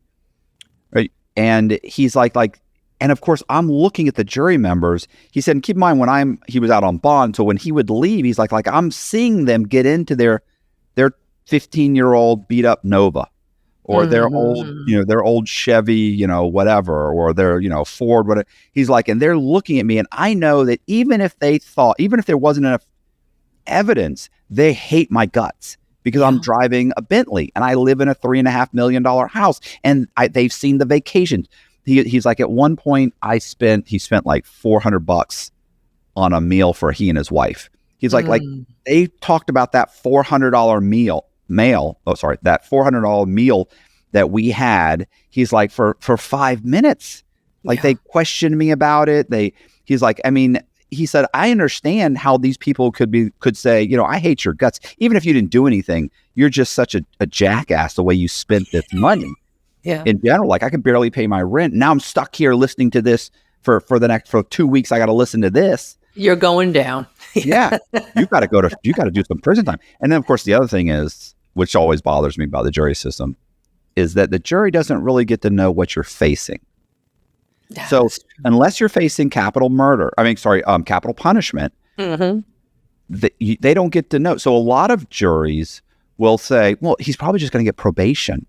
And so then they find out 2 weeks later or 2 months later, they read in the newspaper, you got 15 years, and they go, oh my God, I never would have found him guilty. He didn't deserve 15 years. I thought he was going to get probation. And of course, that's why they say, well, that's why we don't, that's not your job. But yeah, I think that if you let people know what they were facing, I think that would also change. Sometimes they get deadlocked and they get frustrated and they want to go home. And they say, okay, fine, I'll find him guilty on wire fraud. Yeah. Next thing you know, they don't realize that, well, wire fraud, you're $6 million in loss. He's looking at a big one. Years. Yeah. He's going to jail for 10 years. So yeah, it's flawed, but I don't know how much better, like you said, if you can do but science can't fix everything either. Yeah. You can't fix human nature. Right. So, yeah. But if we had a justice system that was operated on principles of professionalism, if we had professional juries and professional scientists and professional investigators doing everything, at least we'd have a chance to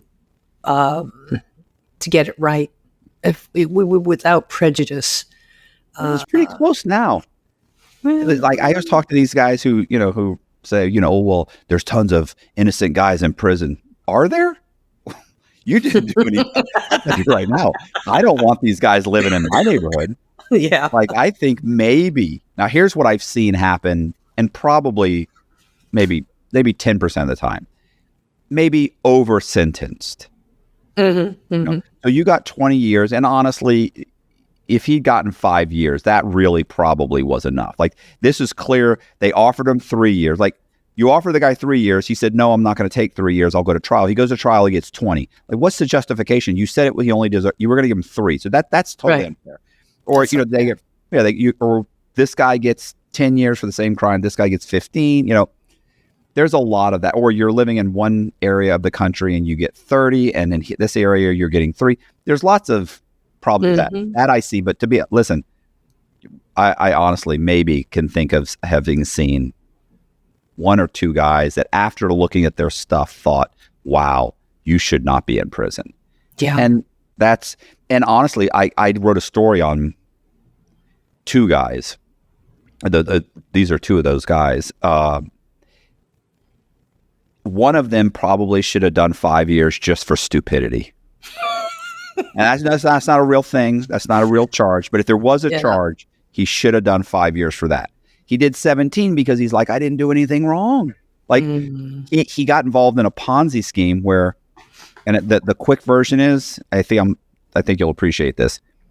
A family friend came to him and said, hey, I started an investment firm. Would you be willing to invest? We're doing Forex trading. Okay. So the guy, he hounds him over the course of weeks, months. His father, it's a family friend. So his father then says, why don't you give this guy some money? Well, we're friends. What's the big deal? You want to make it that. Okay. So he gives him like $100,000. And 2 months later, he's got like $112,000. And he's like, that's not bad. So then, another month goes by and it's like 119, 120. It's like, wow, you know what? So he goes and he gives him a couple $100,000 more. Same thing. So then the guy comes to him and says, look, would you mind if I pitched your dad and your mom and your brother? He's like, yeah, sure. So and of course he comes in, he pitches him and he says, listen, you guys, this is what happened with me. Now it's a Ponzi scheme. So he's just going on a website. His money's gone. Yeah. But the website, the bank statement looks good. So his parents put money in. Then he puts more money in. Then he gets a couple of friends to put money in. So this goes on for 8 months or so, 10 months. Well, finally, the 2 guys, his childhood friend or family friend, and his partner come and they say, listen, you've done us such a great favor and helped us raise money. We're gonna let you in on the company as a partner. If you put in $600,000, we're gonna let you in for 30%. And he said, I thought I was getting in on the ground at ground zero. He said, or at the bottom, the first rung of Google. Like, I thought this was amazing. These guys are amazing. So he said, I gave him the $600,000. So now he's invested $1 million of his own money. And they said, all you have to do, and it was he's like, I don't know anything about trading. They said, we're the traders. You just have to raise money. So he's going around raising money. And when and they're kind of telling him what to say. And one of the things they tell him is, look, the most anybody can, the way we're doing the trades, even if the market went to zero, the most these guys could lose is 30%. Now, that's not true. You can lose everything. He doesn't know any better. He raises $17 or $18 million over the next 2 years, which, of course, he thinks they've run that up to 20, 30, 40 million, whatever the number is. And eventually the market crashes. They start getting calls from the platforms that they're trading through. They can't raise it. That's when he realizes, what do you mean we can't? What are you talking about? We have plenty of money. We have like 8 million of our own money in this bank account here. And he starts realizing this isn't what's happening. So he actually goes to the U.S. Attorney's office and says, listen, these guys are running a Ponzi scheme. which you can imagine how that sounds. Like, These guys are robbing a bank. How do you know? I'm driving the getaway car. So he says, these guys are running a Ponzi scheme. And while they're talking, he realizes the U.S. prosecutor he's talking to has actually prosecuted one of the guys before. But he got what's called a pretrial intervention. He had run a Ponzi scheme before, and all he had to do was pay back the money instead of being charged. And he did that by starting another Ponzi scheme. Anyway, so my guy says he'll wear a wire, everything. They decline. We're going to do an investigation first. They investigate. They come back. They've talked to all these victims. The victims are all like, Donovan's the one that told us to invest. We don't know these other guys. So he's indicted. They offer him 2 or 3 years. He says, I'm not taking 2 or 3 years. I didn't do anything. So he goes to trial. He gets 17 years. Now, he's always...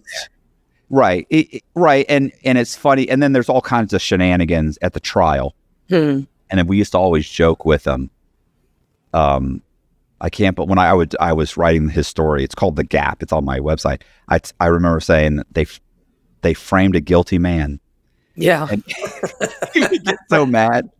And I'd say, he'd say, oh, I should have gotten 17 years. I go, listen, you should have gotten 5 for stupidity. You don't know you started the conversation off with, I don't know anything about trading Forex. It's like, you shouldn't have been involved in that company. Period. You shouldn't have, you're asking people but this is what they're telling me. I'm like, but that's not what they're lending money on you. They brought you in. You're a roper. You're a guy roping in the marks. So he really, that was just pure stupidity. The other guy just got set up. It was just, the problem with this guy is the other guy, his name is Dennis Caroni. He's so, and I talk to his mom all the time, and she would die if she heard me say this. So unlikable. Nobody cares that he got like 19 years. Yeah. Nobody cares. She's such an unlikable human being. And we used to say, well, your lawyer couldn't put you on the stand because you're just unlikable. You're just a horrible person. and you say that, well, don't say that. And he would get mad, but it was true. He was true. And so he actually opened up a pain clinic, which it started as a fin clinic. Do you remember fin? Oh yeah. So they started that in New Orleans. But by the time they actually did the build out, fin was illegal. So they already had doctors that were signed up to work the clinic, and they said, why don't we just do a pain management clinic? And this was before pill mills. Yeah. There are no pill mills. So he's like, it's not even a thing. He said, so the doctors come in and, he's like, they start writing scripts. And by the way, he lived in LA. He didn't even live. He just gave $50,000 to a childhood friend. That's all that's it. Lived in LA, would call every couple of weeks. How much money did we make? Well, you need to send me some money. Just an irritating person. And and so everybody hated him at the clinic. So when it all went down, when it all went bad, nobody had anything good to say. Yeah. Anyway, other than those two people, everybody else is guilty. It's just a matter everybody else how much time they got. It's just a matter of time. So I'm guilty. That was the nice thing about being in prison is that I was like, well, I should be here. I really should be here. What did you do? 13 years? I did 13 years. Yeah, that's a very long time. It is. The first 10 years is the hardest. Those last 3. Yeah. Great. Soon. It was probably the first 3 was the hardest. And then, but by that point, I started writing.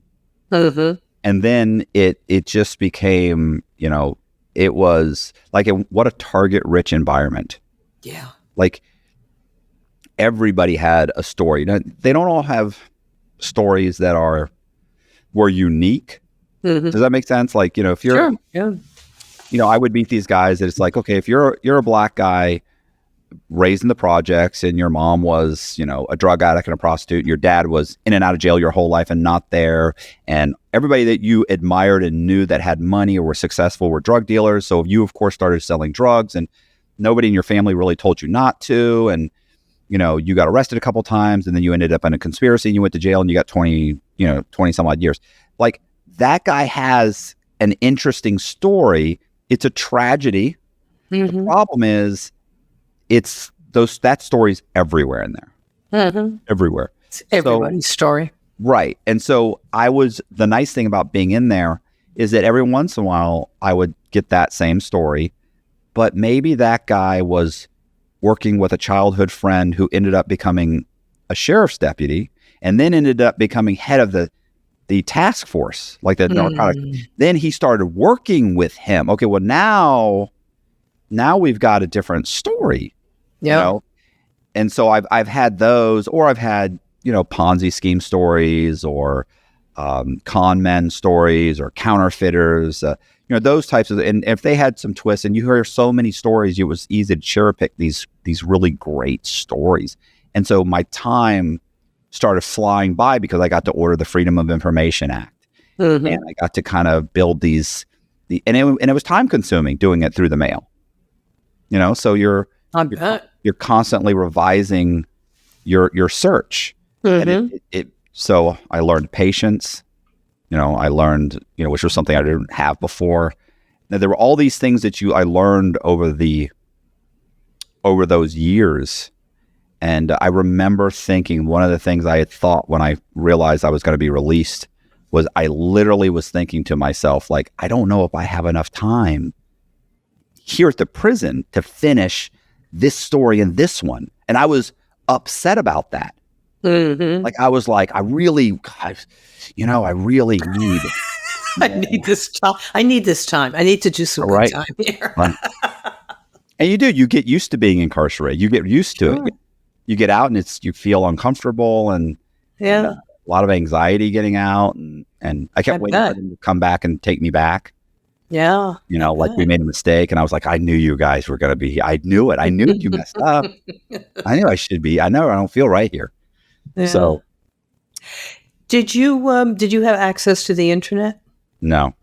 So that made it really hard to investigate. Yes. But it was all through the mail, or people on the outside who would do searches for me periodically. But, you really, it's hard. It's having a relationship or contact with someone on the inside.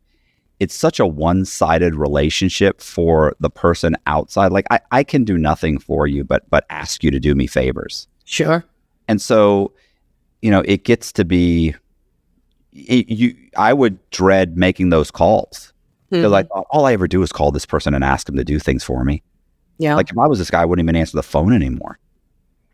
I can only talk to you for 15 minutes at a time. So I don't even really have time to ask you, like, how are your kids? Hey, what happened? I know you guys went to, Disney World last weekend. How was that? What'd y'all do? I can't even do that. I have so little time that it's just, and I'm such a selfish prick to begin with. So, I'm fighting it all the time anyway, and it's twice as hard now. It's like, this is all their agony. But I feel like, kind of like what you said, it's, I was thrust into a situation, by my own, of my own making. But I feel like it irrevocably set my life on a much, much better course. Yep. It's called a God shot. Nice. Yep. It's just a way of, somehow fate comes along, smacks you in the head, says, go that way. Yeah. Yeah, it was a hell of a smack, but it sure was. So, super happy now, though. Yeah, good. And so, as much as I would like to make the rest of this about me, so when did your book come out? It came out in June. It's doing well. But this book is not about grifters or cons or criminals so much as it is about the life of a woman in a man's world, doing a strange job of investigating deaths and probing lives and crimes and getting to know the city at its worst, at its best. From climbing through rubble to, sipping cocktails with captains of industry while they told me how much they loved their wives so very, very much. And she was terribly, terribly ill. Bullshit, you killed her. Don't give me this stuff about how much you loved her and how ill she was. Ill with what? What? And it was a fascinating life. It ruined me in many ways. It crushed my soul. It broke my heart. But ultimately, like you, it was the right place for me to be. It was the right life for me to have. It kicked my ass and it put me on a interesting track where I was able to do a little something in the world. When you'll see the last chapter is a little bit of a shock. No pun intended. Well, you'll see. Both the first chapter and the last chapters are shockers. But it's ultimately a book about people and what they're really, really like. I'm a strange character, and I worked with strange characters. And it's a funny book, too. I mean, obviously, death, you got to laugh all day to avoid crying. Right. And we did. We laughed all day long. Are you planning on writing anything else? Like this is a memoir, right? Yes, this is a memoir of my life in true crime. So are you planning on, and now you have to have, you got to lay out the book, you got to read the chapters, you got to go, I like that's good. You got to do that whole thing. So typically, I know a lot of people that if they write their own book, write just one. Because I think once you've done that and you've looked at it and you've read it and it's complete, you're like, wow, now I can do this. Now I want to do this. Yeah. Are you planning on doing something else or? Yeah, a novel. I found writing so much fun. I loved being creative. I just really got a kick out of that. And the novel I'm writing is about a con, actually. It's about a true case that really, really captured the imagination of a lot of people. And the interesting part about it is that no one really knows what happened to this day. So I can fictionalize it and tell what I think happened based on my knowledge of the case. My only problem is, and I want to talk to my lawyer about this first, is that one of the people, possibly two, involved in this thing are still living. And I don't know how much I'm allowed to say of my inside knowledge of the case, given that they're still alive. Will it be slander if I say, look, they conned everybody? I don't know. You're saying it's a novel. I mean, a novel is fiction. So That's right. So you're taking... I'm taking a very true story from my experience and I'm novelizing it so that I can tell what I think is the real ending. So you don't want to just say what you believe. Like, there's nothing wrong with giving your opinion. No, but it's not as much fun. It's more fun if I tell people what I think really happened behind the scenes on this. Have these people been convicted that you're going to talk about? Or no? Oh, okay. Yeah. Nope. Yeah. Nope. They got away with it. Well, now you probably got a problem. Yeah, probably. That's a nice thing. Yeah. No, nice thing when they've already been convicted. Yeah. No. Yeah, you're fair game now. Yeah. You can't say that. Yeah. That's a hard one, right? I always love the guys that say, that's not what happened. And I'm like, well, you're the factual stipulations that you signed for your plea. So, yeah. Well, that's what the prosecutor said. Yeah, but you signed it. You agreed. Yeah. So, yeah. Yep. Or if, you got a problem. Yeah. Yeah. And I've got a TV show in the works. We're just haggling over terms right now. I've got a Netflix show coming out in the end of the year by Dick Wolf, producer. Oh, he's fabulous producer. And this, he's got a show coming out about major crimes in major cities. So I'm in the New York episodes, and that'll be fun to see. So I've got lots of stuff going on. So when I was on I have a Dick Wolf story. It's quick. I was on the run. We used to watch, what's the... Law and Order, no, SVU? I grew up watching Law and Order, but this was SVU. And we so I was on the run, and I was with a girl named Becky, and so we were in Charlotte, North Carolina, and fraud is not a full-time job, so I remember I bought like the whole like series, and we would watch 2 or 3 of them a night, and at the very end of it, where it says produced by Dick Wolf. And we used to, every time it would say that, we would look at each other and we'd go, boy, that Dick Wolf, he does not disappoint, does he? Yeah. No, does not. And this was, we would say it all. So we're saying that all that. She's like, who is that? Is it, well, what did Dick Wolf say? And I go, well, listen, this is what this one's about. And I tell her what it's about. She go, boy, he's good. He's good. Yeah. I'm like, yeah. And this one's based on a true story, based on real events. This is good. He's good. We used to joke about him. So it's the only reason I even know who he is because he would show up and we would always say something. Yep, he is. He's a terrific producer. Does great shows. So I'm looking forward to working with this team. Yeah, well, that's great. And that's the Netflix one? The Netflix one, yeah, that comes out. We already shot that, and it comes out at the end of the year. It's still being edited now. And then I'm in talking with his production team now about developing another series. True crime. So, and this would be true crime. Okay. Yeah, so I'll have some fun. Yeah, that's cool. Yeah, well, that's super interesting. It's a hell of a lot better than being a drunk. Yeah. well, and you're retired now. Like, I always love that when people say, "Oh, if I won the lottery, I would." Be like, "Yeah, you could quit your job, but in 3 months, what are you going to do?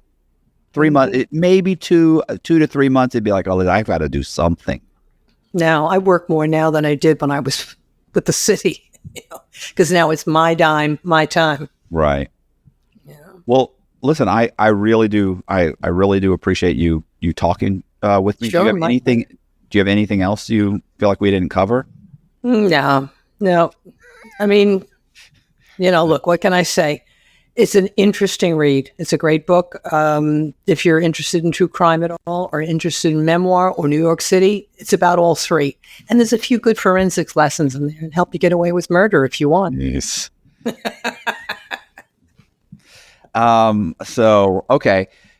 So it's called What the Dead Know, Learning About Life as a New York City Death Investigator by Barbara Butcher. Hey, I appreciate you guys watching the interview. If you like the video, do me a favor and hit the subscribe button, hit the bell so you get notified of videos like this. Like the video, share the video, and we're going to leave probably for the Amazon link for Barbara's book. I really appreciate you guys watching. Thank you very much.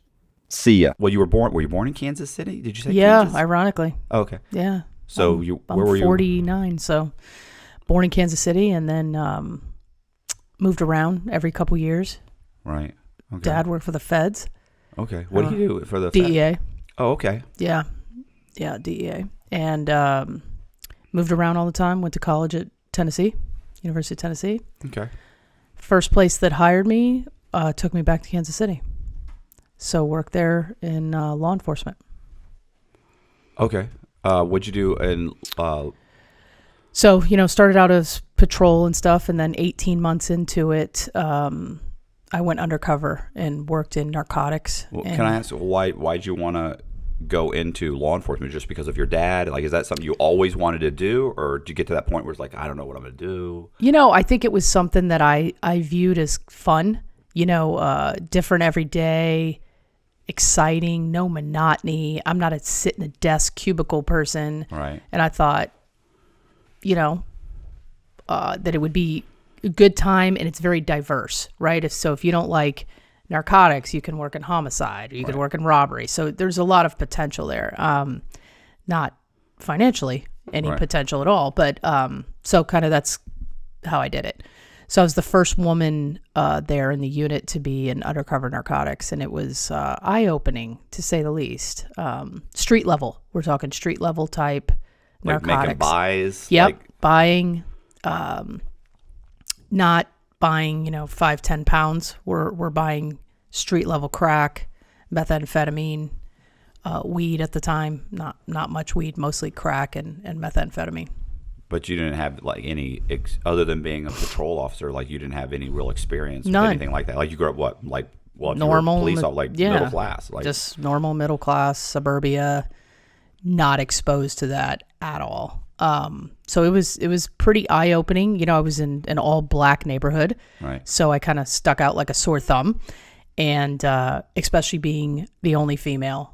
But everybody I was working with in the unit was white, so it was like, man, they're that's a 50%. They figure you're a white guy, you're probably a cop. Yeah, anyway. You're already a cop. Yeah, so. But their answer to that was, you know, they could grow out their beards and look scraggly and all this bullshit. And it's like, it's a superficial thing, but that's not something I could obviously do. So I had to get pretty creative with a persona and what I was going to develop myself into to not be looked at as a cop. Right. So when I was doing Vice and the prostitution stuff, contrary to popular belief, the worse you look, the nastier street hooker type thing, the more money you make. As opposed to what people think, like, you know, escort services, dressing nice with, you know, stilettos and all that. It didn't fucking work that way. You know, we wore dirty ass clothes. I put coconut oil in my hair. Make it look like you hadn't taken a shower in a couple days. Yeah, taking a shower. And I use this stuff called Blackout. I don't know if you've ever seen that. It looks like a bottle of nail polish, and you paint it on your teeth, and it looks like your teeth are missing.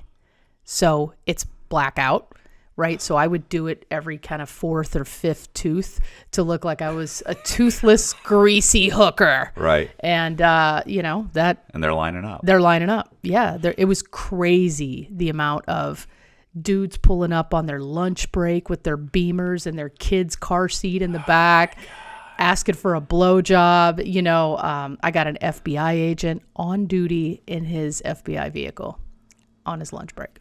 And he was like 60 something. So it's insane. Like, everybody thinks, yeah, it's... I'm sorry, the faces Connor makes, it's like, he's just like... Yeah. It's just, people have this perception of, oh, only the dirty, lonely guys look for hookers. And it's like, fuck no. It's everybody. Rich, poor, middle class, whatever. Yeah, guys are scumbags. Yeah. In general. What did that make you think about? Like, did you have a certain kind of image of what guys were, and then this happens, you're like, wow, these guys are just derelicts. Yeah. You know, I was like 20. Includes you guys. Yeah, exactly. I was like 23 years old. You know, I didn't know what to think. And, you know, I had the same perception. Oh, this is going to be just fucking, you know, blue collar scumbags coming home from their roofing jobs. And I could have been more wrong about who it was and the diversity of who it was. Well, wasn't it, oh gosh, what was the guy's name one time? He was huge too. He was in 4 Weddings and a Funeral. Was it Hugh Grant? Yeah. Hugh Grant went and picked up like a skanky looking. Yeah. Like you're street hooker. Yeah. You are a multi-millionaire, famous, good-looking guy. Yeah. And he figures, let me swing by here. And tap some skanky looking hooker. It's just like, what are you thinking? Isn't that bro? Insane? Yeah. It's more common than you think, and it totally changed my perception on prostitution. And, you know, they were targeting the Johns, obviously, and it's a supply and demand issue. Just fucking regulate it. Yeah. You know, yeah. It's just make it legal and you're never going to stop it. Right. It's pointless. Yeah, and they would give these dudes $500 tickets with the court date and just let them go. Well, you know, I was going to say, how much more money would you make if you just charged the girls, tested them, charged them where they say, hey, boom, I got to, here's my card.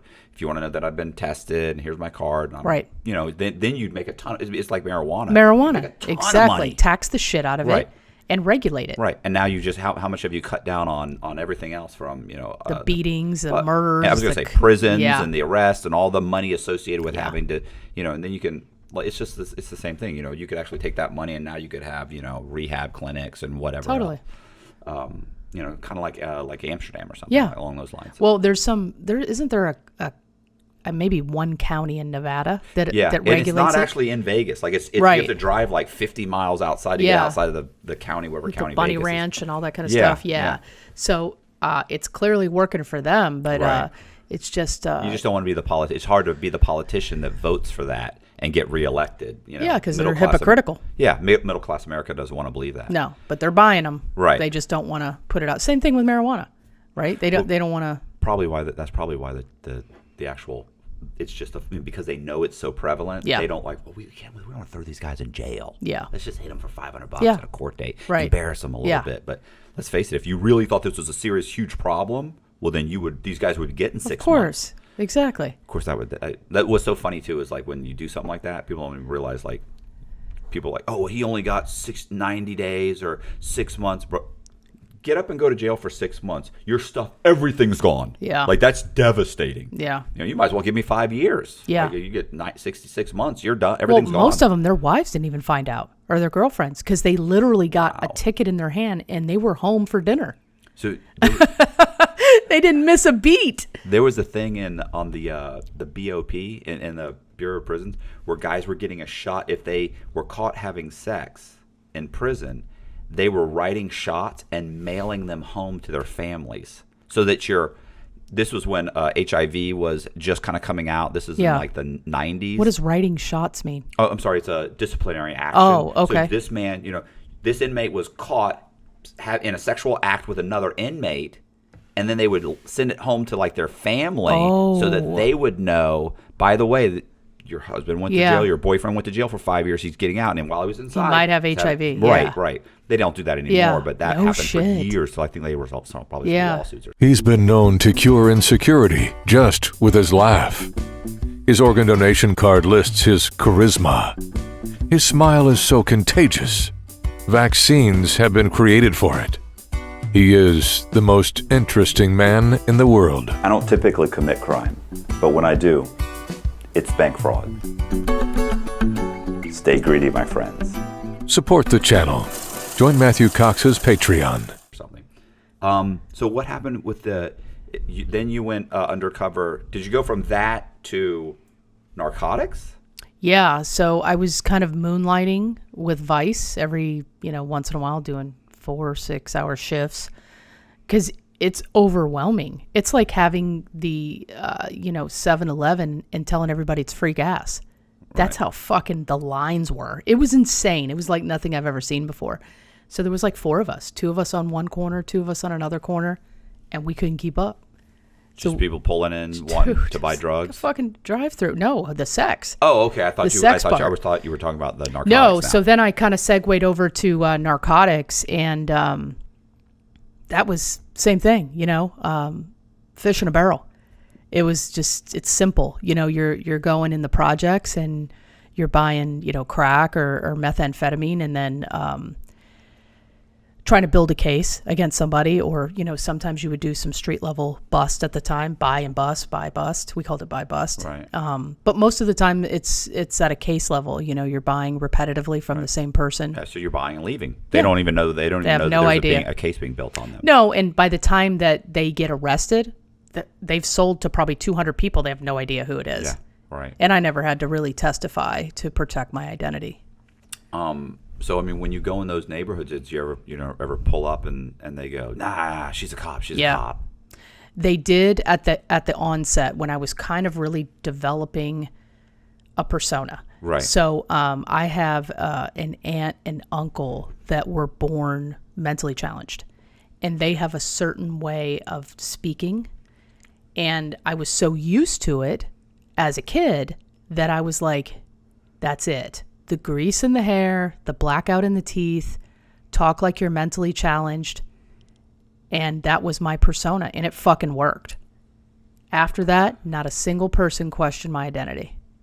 They just thought I was, some fucking loser on the streets, another homeless, mentally challenged person that the fucking government threw away, essentially. So you're not are you driving up in a car? Sometimes in a car. Sometimes in a car, just and these walking cars up. are pieces of shit, just shit that they seized.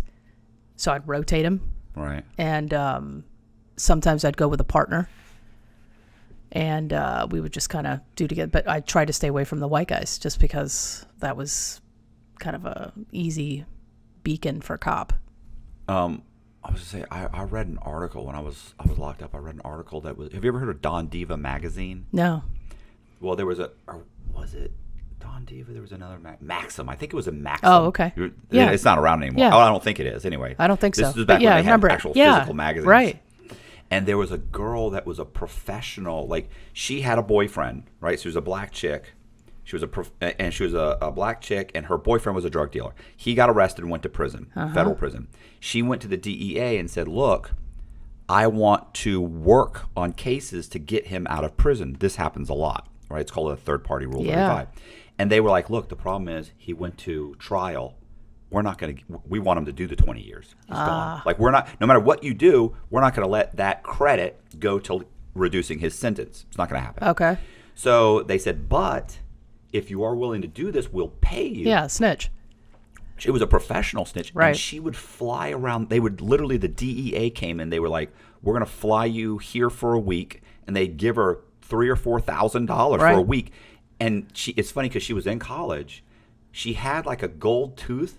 So, and she was raised in the projects, but she's also smart. Yeah. So they were like, and she could switch. Like, she had some tattoos. She had the gold tooth. She said, so she could pull up in a car and all the drug dealers want to fuck her. Like, she's like, so they're ready to, they're dying to sell to her and hit her up. And they were like, so she could pull in a car, she'd build get a bunch of buys in 1 week, and then jump on a plane, fly back with her money. And it's like every month or two, they're flying her back all over the country. She was like a professional. She did it for years. Yeah. And then eventually she stopped doing it. Wow. She never got made. No, and this was a big thing. Nice. They interviewed like the DEA agent in the article, and he was saying the problem was, they could sniff us out. Oh, like she fits in. Like, we can't. They were like, it's very difficult to pull in a neighborhood cold and have them trust you and sell you something. They said they could just tell this person's not a drug addict. Yeah, this person doesn't fit the mold or but Jay said she was amazing at it. So I mean, it takes a certain talent. It does, but we had a bunch of snitches that worked with us and stuff, and that would do the introductions and get us into places that we normally wouldn't be able to get into. Now so they trust you. Yeah, but it was one day I was like, I had to pay her, and I'm like, she's fucking making more than I am. Oh yeah. And I'm like, what the fuck? And I'm the one that's at danger here. I changed my tune though. I found out a couple years ago that she was murdered. They finally probably made her. And but she was, living in the projects. She wasn't a drug user. She was just like, this is more money than I'll fucking make working legally at Dollar General. That's how this girl was. The great thing about her was she had never been arrested. They said a lot of the professional snitches, they said they've been arrested multiple times. So if she had to go and testify, they were like, she can get on the stand. They'd say, well, what do you do right now? Well, this is what I do full time. Oh, so you're a professional this? Well, I do this because I'm in college full time. It's like, well, have you ever been arrested? No. Are you a drug user? No. There was just like, she was perfect. Yeah, so she made bank, I'm sure. Yeah, she was articulate. Yeah. She could do the switch back and forth from, being. Did she have to testify a lot, or did they protect her identity? I think she had testified once or twice. Like, she was where guys were going to court. Wow. And she did actually. I want to say, I feel like I can't remember the article verbatim, but I want to say that she did testify, because I remember them saying the great thing about her is she doesn't have a drug history. So if she has to testify, so to me, I feel like she testified. Yeah, but I don't remember exactly. But they were like, she's ideal. It's very difficult to find someone like her. But that was also why they were flying her out of the state. They were flying, and it was the DEA, so it was national. If you were a snitch and you're in a small city, that's dangerous. Yeah, very dangerous. Yeah, I wasn't in a small city, but I was required to live in the city that I worked, which posed that's dangerous. Some danger to me, and it just became one of those things where I was like, "What the fuck am I doing? Right, I'm putting my life at risk for $40,000 a year, and this is never going to make a dent on the drug trade. Like, who are you fucking kidding here? Right? Us spending $600 a day, that ain't going to do shit. Yeah." So it was one of those things. I'm like, what the fuck am I doing? And even if you went through and you picked up every drug dealer in that city and removed them all at once, within a month they've completely been replaced, and it's up and running again. And within 2 months, it's exactly the same way, and you can change the fucking thing. Exactly. Except for spend a whole bunch of money. Right. Created a lot of chaos. Maybe taking some drugs off the street for a few weeks. It's a waste of money for the government. Waste of our money for the government to put money towards stopping drugs. It's never going to happen. It really is. And it's like you said, someone will be replaced literally 10 minutes later. Right. It's never going to go away. You know what's funny is like, because I mean, obviously I was locked up, and like, and I know people that are on drugs, right? And I've seen the tragedy of the whole situation, and I've actually like never done any drugs. Like I've never smoked pot. I've never smoked a cigarette. Whoa. Never drank. Yeah. And my father was an alcoholic, Yeah. and I just at a young age I was like, I'm not gonna do that. Good for you. Like he's a great guy when he was sober. And then when he was drunk, he was such a scumbag, and I was like, "Well, I'm a borderline asshole, sober all the time. Like, I know this is not the way to go, Right? But having been through the system, it's like absolutely, like, it wouldn't be a great situation to have drugs legalized because you'd see more drug addicts probably out. But in the end, there's no perfect solution. The best solution is legalize it, pay for it, open some rehab centers for those people that want to get help, and at least you can make enough money that you can clean it up enough that it's safe. Well, and it's kind of survival of the fittest too. Right. You get rid of the ones that are never going to get sober. They're Right. never going to stop it. Just give them easier access, speed up the fucking process. I mean, let's be honest. Well, but I mean, honestly, too, think about all the violence that's associated with it too. That's true. You get rid That's of a ton of violence. Yeah, you would. So how long did that go on until? I did that for a year and a half, 2 years. That was a year and a half, 2 years too long. Right. And I was like, I got to come up with a fucking business here. And we shared an office with the undercovers were in the office with the we called them SNUTAC, Street Narcotics Tactical Unit. So when we would go build our case, they would run the search warrants. So it was like a big giant bullpen.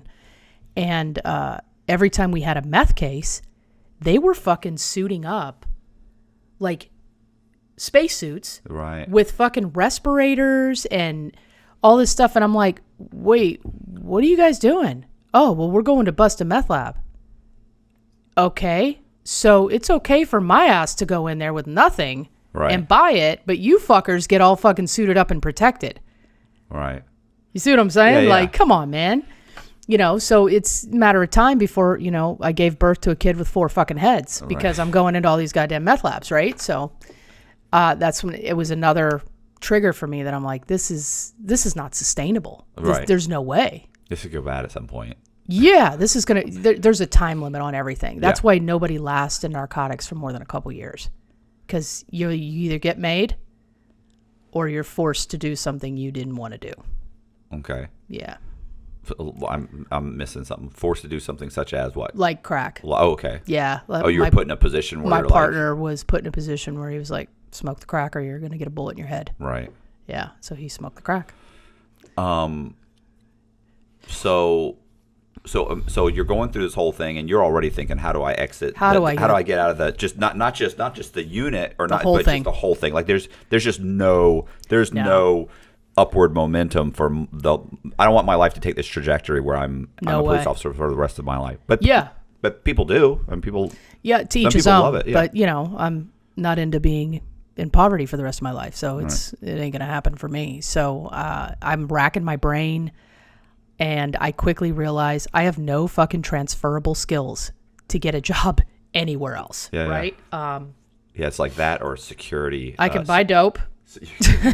You can be a security guard. Like I mean, there's no there's no private people buying dope. No. Well, there are, but yeah, not for salary.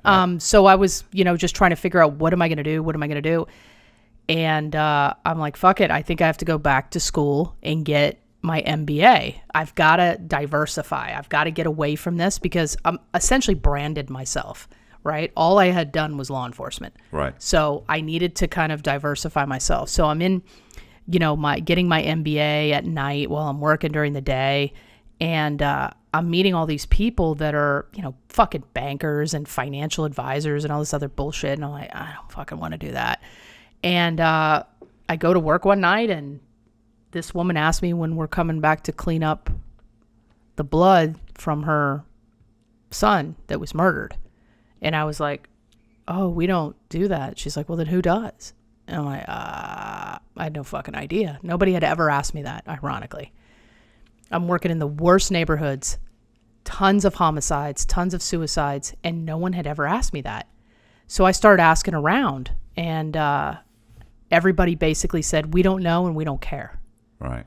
It's not our fucking problem. We go in, we investigate it, we're out. So I started kind of researching it and looking into it. And I'm like, okay, I can do this as a side gig. Let's see where this goes. Right. So it just started out kind of as a side gig, cleaning up crime scenes on my off time.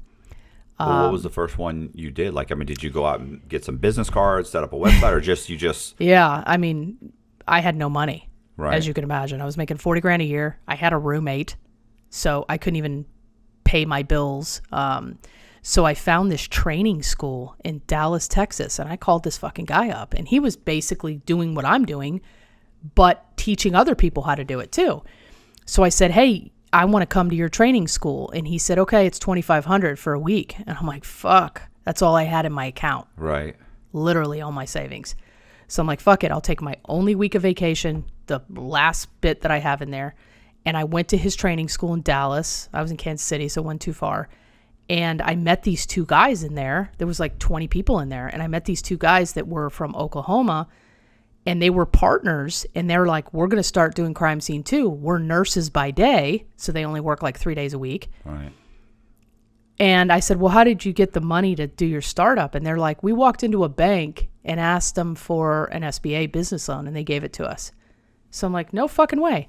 Dude literally gives me his exact business plan, tells me take it, change the name on it, and go do the same thing. I did that. I got denied at every bank I went into. Okay. Yeah, because I don't have a dick. Right. I was gonna say. Are these two white guys? Yeah. Two. Okay. Yeah, two white guys. So I call him up and I go, dude, I did exactly what you did. And he's like, I don't get it. And I'm like, of course you don't. So I go into a fifth bank and I lied to him. I say, hey, I need a home equity loan. I need new windows on my fucking house. And they're like, okay, give me a check for $15,000. Right. I'm like, well, that was fucking easy. Why didn't I do that? The beginning. Right. But it's that extra. I had to lie to him to get him to do it. You know what I'm saying? But whatever. I don't have any fucking regrets. I paid him off whole bit. First job, $15,000. Nice. Double homicide. So how did you, I mean. I went door to door. I printed my own shitty little business cards that had the perforations on the bottom. Right. I had the worst website on the planet. No one found it ever. Right. I had no idea what I was doing, and I just went door to door. Apartments, funeral homes, hotels. People that you knew had. No, I just fucking went to everyone in an area, particular area. On every day off that I had, I would knock on the door. Hey, have you ever had, It's a horrible strategy. It's horrible, but it worked. Right. It worked because kind of the word of mouth got out, and I couldn't afford to hire anybody, so I was doing all my own shit. Right. I was doing the marketing. What year was this? 05. Oh, okay. 2005. Yeah. So social media is just kind of, I guess it's just kind of starting out, right? I don't remember there being a YouTube because I remember on my No. first job, there was a ton of demo, and I was like, how the fuck do I do this? Right. I remember thinking, how do I do this? And there was never a YouTube, so I'm like, what I need to do is just basically hire somebody part-time to help me that has skills I don't have. Right. Which was construction. Construction? Yeah, because you have to take out baseboards, pull up tile flooring, replace subflooring. Like there's a lot involved, and that was something that I was like, oh shit, I didn't realize that. Right. If you've never taken somebody's subfloor before, you probably should learn how to do it before you do it. Yeah. So when you take that, are you replacing it? Yeah, so you're supposed to. So when they're done, when you walk back out, it looks like it never even happened. Oh, okay. So the first place, $15,000. Yeah, double homicide, $15,000, and then the next place was like a Salvation Army where people, I guess, just lower income people live, and the guy died from whatever and decomposed in his recliner. And in the Salvation Army? Yeah, it was one of those, not where the homeless people live, but it's like a transition, almost like a halfway house. Yeah. I know. I mean, I was in their Salvation Army runs them, but I was in the halfway house. It was a Goodwill, but it's the same thing. Right. So that you have your own little like apartment, right? That's furnished. Well, I didn't, but yes, there are people that have them, and there's actually, I think the one here, they actually have like a bunch of single wide trailers and stuff in the back where people also can. Well, this was like a high rise. Okay, so how long did he sit there before they? He was probably there for a week or two. So I don't think there's Man, it was no independent bed- living. No bed checks. No, I guess. no bed checks there. So, and he was older, so it's probably just a heart attack or something like that, and he just was there. But I was thinking, how the fuck am I going to get this recliner by myself out? Well, at least you show up after the body's gone, right? Oh yeah, Okay. Yeah. I couldn't show up if the body was there. yeah, Not that there's not a bunch of stuff left over. yeah. You get part of their brain and maggots and all that kind of stuff there. But that was the second job, and then How'd you get that recliner out? You just take it apart? I created. We were talking about this yesterday. I took a furniture dolly, and I slapped a piece of plywood on top of it, and then I put some piping around it and screwed it in, and it was like a dolly cart. Right. And I put it on there and pushed it out, and just did that. And I still have it to this day. That's why we were talking about it. We were reminiscing about the good old days of moving dead guys on a furniture dolly. What was the next one or next You know, interesting one? At that point, the department gave me an ultimatum and said, hey, we were all right with this, but now we're not. It was the second job? after the second job. I had only been doing it maybe a month or two at that point. It was a control thing. Right. They wanted to be able to not only control my income because we weren't allowed to work off duty, they were controlling everything. So I was like, well, I'm not working off duty because this isn't in a law enforcement capacity. Right, I was going to say. So that's why they initially approved it. And then after that, they were like, we changed our mind. And I was like, yeah, I did too. Fuck you. I quit. Right. So I was out. I literally put all my shit in a garbage bag and I was like, I'm out. And then I'm like, well, wait, why am I fucking staying here then? I hate living in the Midwest. So I packed my shit up, rented my house out, and moved to Florida. Okay. After just a few jobs? Yep. Like that's another gutsy move. Yeah. One, to move across, just to pack your shit up and just move. Like Yeah. that's already. Are you married? No, do you have kids? single, Just you? nothing, no kids, no nothing. So I had no obligations other than that house, Right. that mortgage, and I put some tenants in there, and it was one of those things where if I don't find a fucking tenant, whatever, I'll short sale it, foreclose. I didn't care. I had to get out of that shithole. Right. And I moved to Florida where I went to high school, so I still had friends here. They let me stay with them. Found a job in sales, teach me how to sell, and then I did both of those things. And then you started. Did you go to the local police department? Yeah, I went everywhere, man. What do they say? What do they say when you walk in and say, "Hey, here's what I do"? Thanks, but no thanks. No. Were there other people there that were doing it? No, because the cops aren't allowed to refer any for-profit company. Okay. So unless you're saying, hey, I've got free clothes for everyone, they ain't gonna they don't care. So what about opening up a non-for-profit? Hey, we do this. You can still charge for a non-for-profit. Yeah, you can. There was just the regulations for it were way beyond my capacity at that point. Okay. So I'm like, okay, so I pivot, Right. do the same thing that I did that worked for me in Kansas City. The apartments, the hotels, assisted living. Of course, there's a shit ton of 55 and older communities here. Yeah. So I went to all those. Yeah. And then the phone starts ringing because, of course, I didn't have any money for a website or, any type of AdWords or traction or anything like that. So I was kind of doing them both, building them. And then in 2008, 2 years later, it was enough to where I could quit my day job. Okay.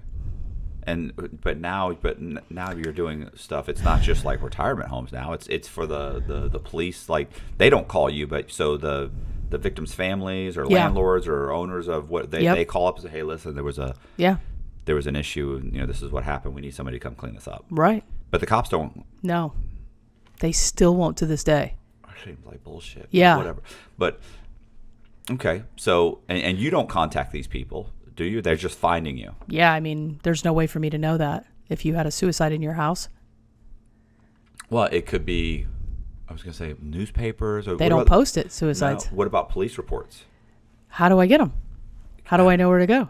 I mean, can't you go to, it's public information, right? Well, the problem is it's so dynamic.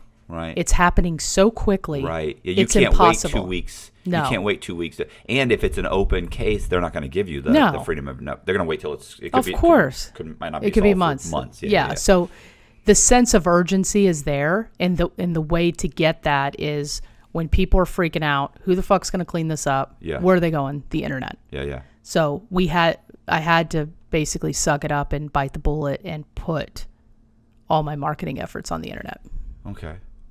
Any cases that stand out to you? Yeah. Oh God, there's so many. And the thing is I've been doing this 17 years now, and there's no two that are ever the same, right. which is crazy. And the suicides are always sad in some cases, but a lot of suicides are because they've been diagnosed with maybe a terminal illness, and they're just like, fuck it.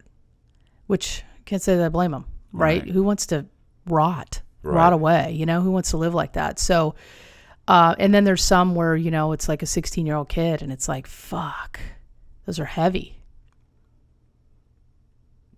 Are the parents call you, and you come in, and you, and I was just thinking, I had a kid on here who, his name, what kid? He said he was 30 years old. His name's was Ethan, and Ethan had gotten a phone call from his mother, and he said, we grew up with guns. Yeah. And he said, he got a phone call from his mom, and his mom goes, Ethan, you got to come home right now. Your brother shot himself. And I thought accidental discharge. Like, he was like, oh, okay, is he okay?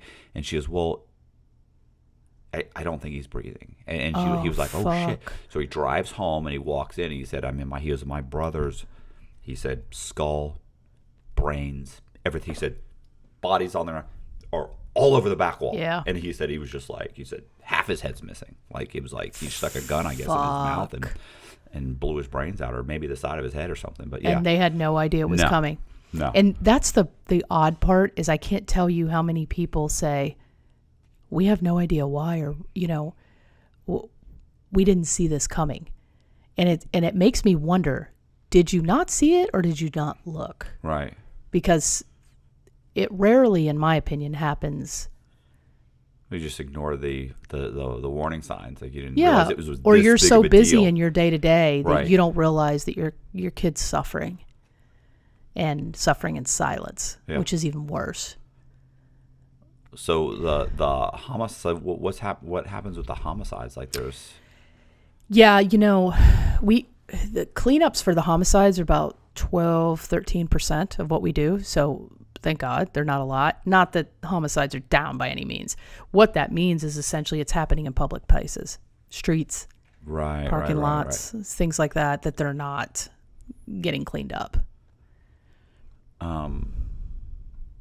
So you have to remove. So if somebody gets shot, somebody shoots themselves in the head or does whatever, or there's decomposition over the course of a week or so. So you're taking up like anything that what happens with the walls? Like, are you just repainting the walls? We'll clean them. Just clean them, and we'll clean them, disinfect them. If there's bullet holes in the wall, we'll pull the shell casing out of there, repair the drywall, and paint over it, make it look like it never happened. We had one recently, not recently, maybe a year or two ago, and he was a veteran. So a lot of veterans are coming back with fucked up shit. Yeah. And he went into his bedroom. He set out a ton of food for his cat and water. And he wrote "Never Forget" on the wall, and then shot himself there. And, the never forget part wasn't, a biohazard. We didn't have to clean that. But I'm like, I don't want them to fucking see that. So I washed it off and painted over it. I found some extra paint and painted over it. And then, we ended up having to take his floor, part of his wall. It went into his walk-in closet. Like, he just laid against the wall and shot himself. So, of course, it, liquid takes the path of least resistance, so it's going to find its way. I don't know if this just made me think of that. So there was a guy named Derek Nolan that I wrote a book about. And he was in prison for a pain clinic that he was running. His father, his father when he was younger, I think he was like 3 years old, his mother was having an affair. His father ends up in the middle of the night, she didn't come home, 2 o'clock or something in the morning, puts him in his little underoos. Yeah. You know, brings him in the truck, puts him in the truck, drives to the guy's house, walks him with his father at 2 a.m, walks up to the window, sees his mother laying in bed or laying on the couch with this guy naked. Father kicks in the front door, grabs a knife, and stabs the boyfriend to death. And then she runs. He chases her down, stabs her to death in front of Derek in the driveway. Takes Derek, drops him off at was he just fucking screaming? And he's a baby at that point. He said I remember driving off, staring at my mom and thinking, he was like, I knew I was never going to see her again. Like I knew kind of what had happened. Like I understood. Because I remember it, but he's a dark guy. I bet. I don't want to say kind of dark, disturbed, a very serious. Well, actually, he laughs all the time. But anyway, I got a dark sense of humor. So he gets dropped off at his uncle's. His uncle raises him. His father turns himself in, goes to trial in New York. I want to say New York State. Is found not guilty due to insanity. Yeah. Goes to for 2 years. Goes to some hospital, mental hospital, gets out, starts his life over again, marries another woman. They have 2 kids, Derek's stepbrother, and this is now Derek's 20-something years old, 21, 22 years old. The new stepmother decides she wants to get a divorce. The father goes, when he's served with the divorce papers, he goes and he gets a shotgun, and when she comes home, he walks into I want to say she was in the master bedroom closet, walk-in closet. He walked in with the shotgun and shot her in the head, blew her. Holy shit. Then walks out to the cabana by the pool, waits for the police. And when the police come, he pulls his little 38 or 22 out. Shoots himself. The bullet goes through his eye sockets. Yeah. And out the other. So now he's blind. He passes out, loses the. He had to search around to find the gun and shoot himself again in just behind the ear this time and kills himself. Holy shit! And so when you were saying suicide, yeah, I was thinking to myself, I was I'm wondering how many of these guys are able to do it the first time. A lot. We do a ton of murder suicides, and it's weird because it's always wealthier guys. Wow, it's did you ever see that there's there are these guys, what do they call them? There's a name for guys that kill their they lose their job and they realize we're going to lose our house, we're going to lose it, and fatalists or something. They kill their whole family, their 3 kids, their wife, and then they kill themselves because they can't imagine their family going on without them. Yep. I can't believe how much it fucking happens. We had a big high profile one up in Carrollwood. It was all over the news, and it was so fucked up. So basically, the guy was divorced, had a daughter that was in college at the time, and the girlfriend and him were like fucking oil and water. It was one of those love-hate relationships, lust, the whole bit. And they're both heavy-ass fucking drinkers. And good combination. Yeah, right? And they're living together in this nice-ass house, and he is very high up with a big Fortune 500 company. And I guess they're fucking fighting. They're drunk, the whole bit. He takes a rifle and shoots her in the bed. And then he's like, oh, fuck, what do I do? So wraps her up in the bedding, pulls the car back to the front door, wraps her like a tortilla, puts her in the back of it was like not a 4-door sedan, but like a small SUV. But the windows, it wasn't a trunk is what I'm getting at. So he's trying to get ready to do whatever, I'm assuming dispose of the body. Right. Well, somebody had called to check the welfare.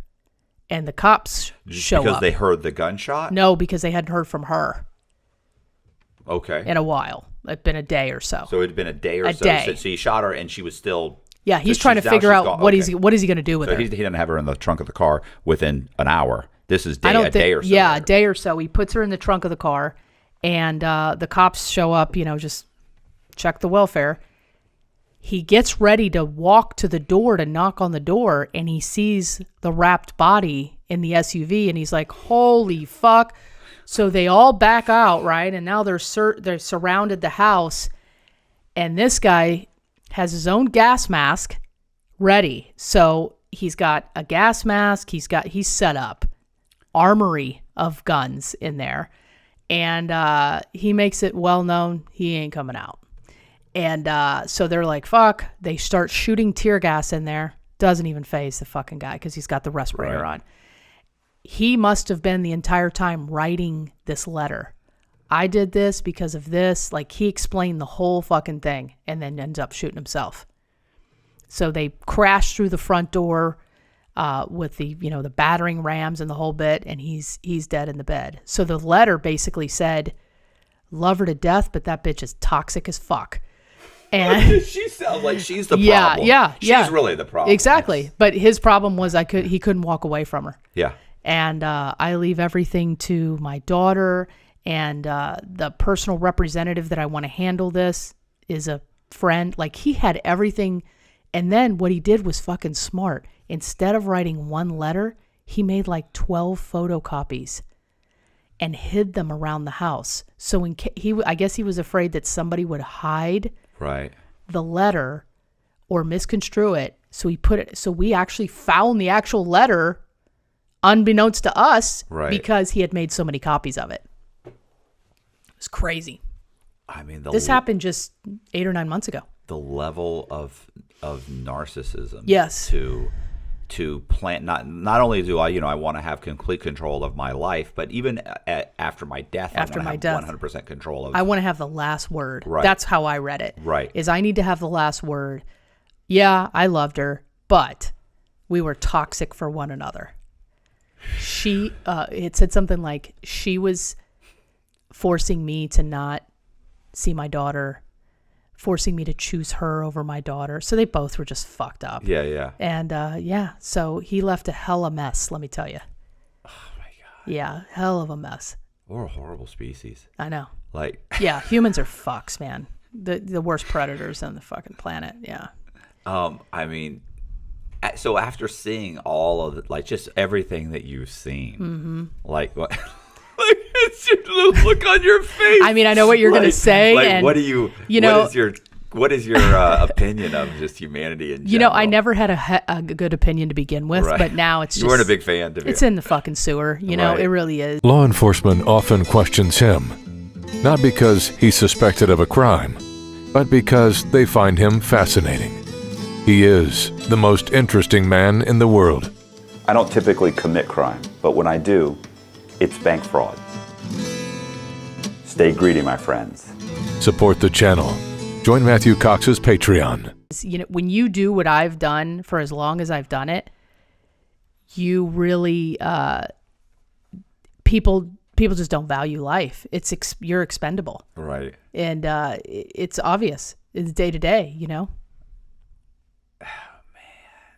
man. Yeah, people are so cruel too. Like, some of the shit that I've seen them do to one another is just brutal, and you can tell the hatred in a person by the way that they kill somebody.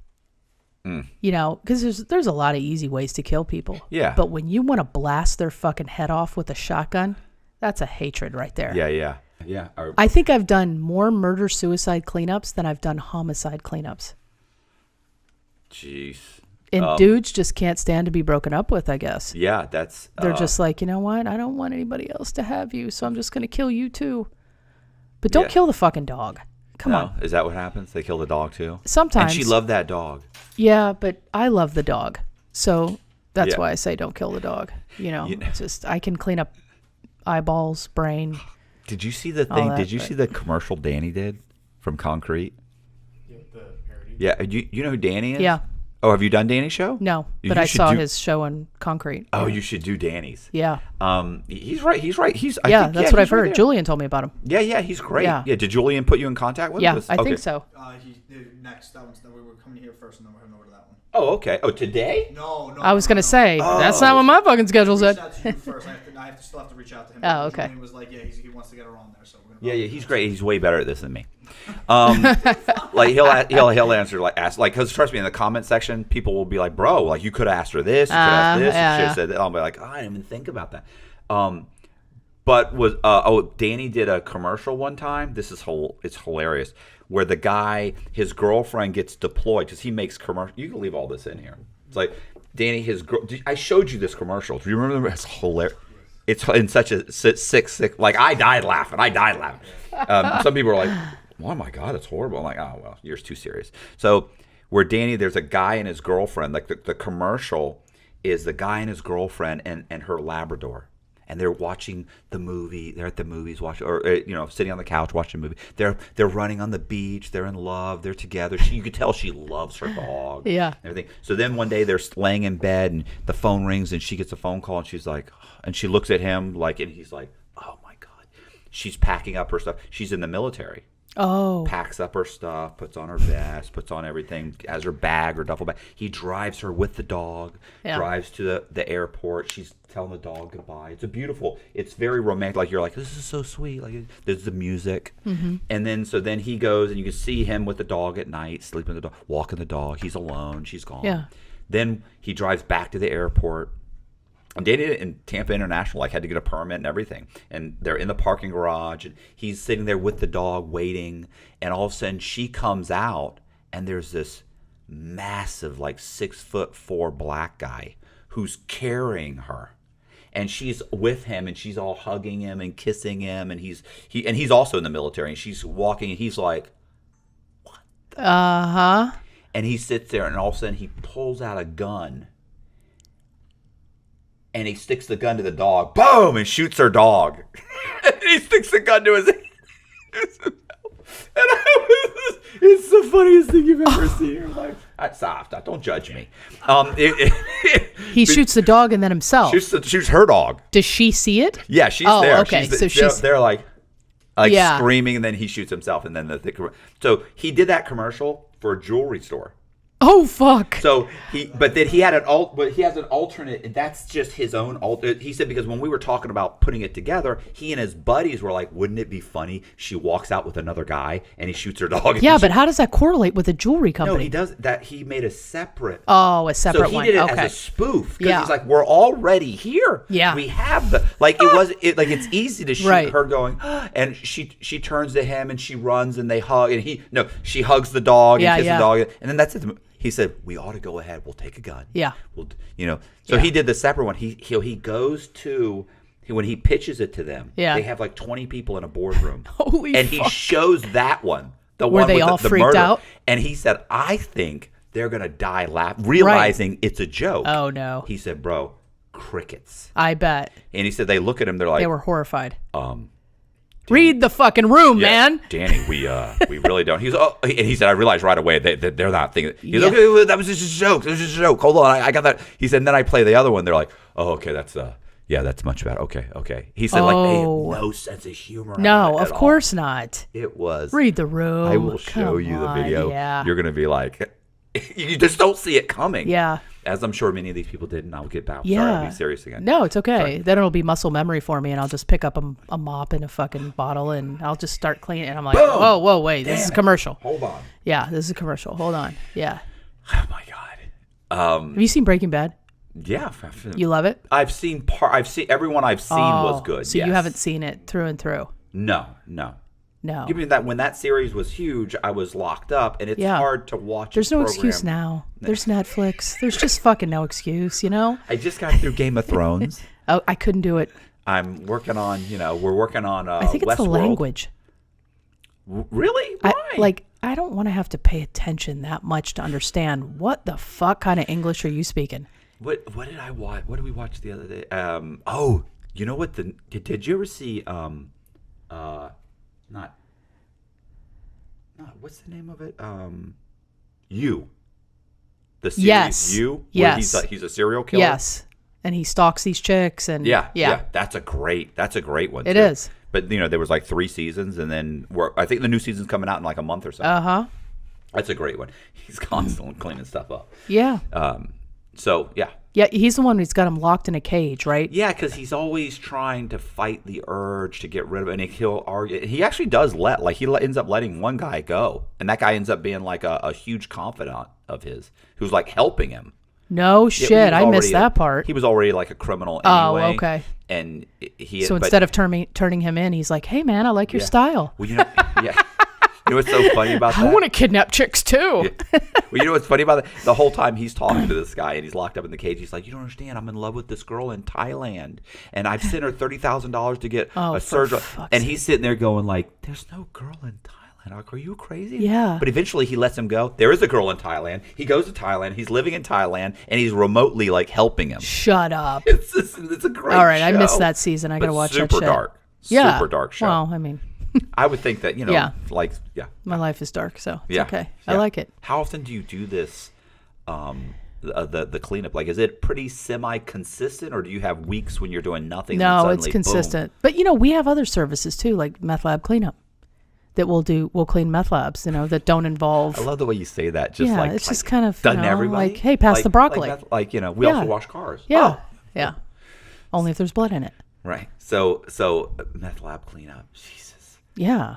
So that's why I said if you'd seen Breaking Bad, because out of everything that I've seen, that is the most accurate in terms of why we clean it, the PPE that he's wearing, the whole bit. Like the storyline is brutally accurate. Right. Every meth guy I knew in prison had a burn mark on him. Oh, I'm sure. All of them have burn Did they all have fucked up teeth? Well, not all of them. Most of them. Yeah. That was at the level, like when the medium. The guys I met that did meth in the low security prison, like probably I as silly as this is at the age of 53. My best friend, which is a guy named Perry Rossini, who, when you were mentioning, rolled her up like a tortilla. That's what he did. He's disposed of 2 bodies. There you go. And he said, we put them in a sleeping bag, roll like a tortilla. Yeah. And we, dump the bodies in, these dumpsters. Why do people use dumpsters? I don't know. When you have perfectly good alligators. Oh, I told seriously. I was like. I mean, seriously. Dig a hole, bury the body, Why? or burn it, or get rid of. Like, don't throw it in a dumpster. Thinking one of them Don't make yourself sweat. Give it to the alligators. Let them do it. Well, there's no. He was in L.A. Well, are there alligators in L.A.? No. No. Okay. No.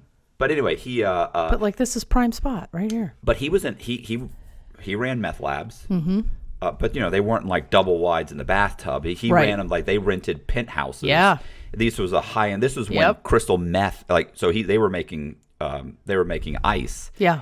And he's a chemist and was taught by a chemist. Right. But he does have a burn mark. I've also met the guys who have half their face melted off. Oh, I'm sure. You mix the fucking lithium in the wrong order, and that shit's gonna wear on you. But like, he made meth and never did meth. He's like, I've never done it. That's the way to go. That's like Walter White. Right. He made it, but didn't do it. Yeah. The fatal errors when they do their own product. Yeah. Because then they get sloppy. Right. He was super successful at it too. Like, had FBI agents that were on his payroll. This was back in the 80s. Like, they're tipping him off. He's been arrested multiple times, and they literally. Did they find the bodies that he buried? Well, they found one body in a dumpster. Okay. One body was also thrown in a dumpster, and they never found it. Obviously, it was thrown in a landfill somewhere. So he never got charged with that? No, he was charged with both of them. Oh, he did. He was charged with both of them. And they were both FBI informants. So that's why they equated the murders to him. Of course, I actually wrote a whole book on it. It's called Devil Exposed. Oh, okay. But it's such a horrible case where he was convinced to testify or cooperate in exchange for a reduced sentence. Yeah. That, and accept a plea because everybody else in the case was, even though they had all taken like polygraphs and failed them multiple times, they were all going to say he was the one that, first they all said he killed the guys. Then once they failed the polygraphs, they said, okay, he didn't kill them, but he told us to kill him. Yeah. And, they failed them again. Then they said, okay, well, what happened was, and so then they stopped giving, when they finally got the story they wanted, they stopped giving them the polygraphs. And now you've got 7 guys, we got like 3 guys ready to say you did it. Yeah. 7 other people ready to testify. Right. So he's like, I have no choice but to plead guilty. and tell what really happened, Mm-hmm. which was that these guys decided to kill him. I was there. I didn't know what was going to happen. Anyway, and he said, and I disposed of the bodies, which was funny because I can't tell you, this is going to be horrible. It's like walking in prison. Yeah. And like, I forget, like I owed him like some sodas or something. I'm supposed to buy them on commissary. And they didn't have sodas for like 3 weeks. And I went to commissary and I'm like, hey, by the way, I don't have the sodas. You know, I'm like, they didn't have them again. And he goes, my God. He goes, I feel like one of your victims.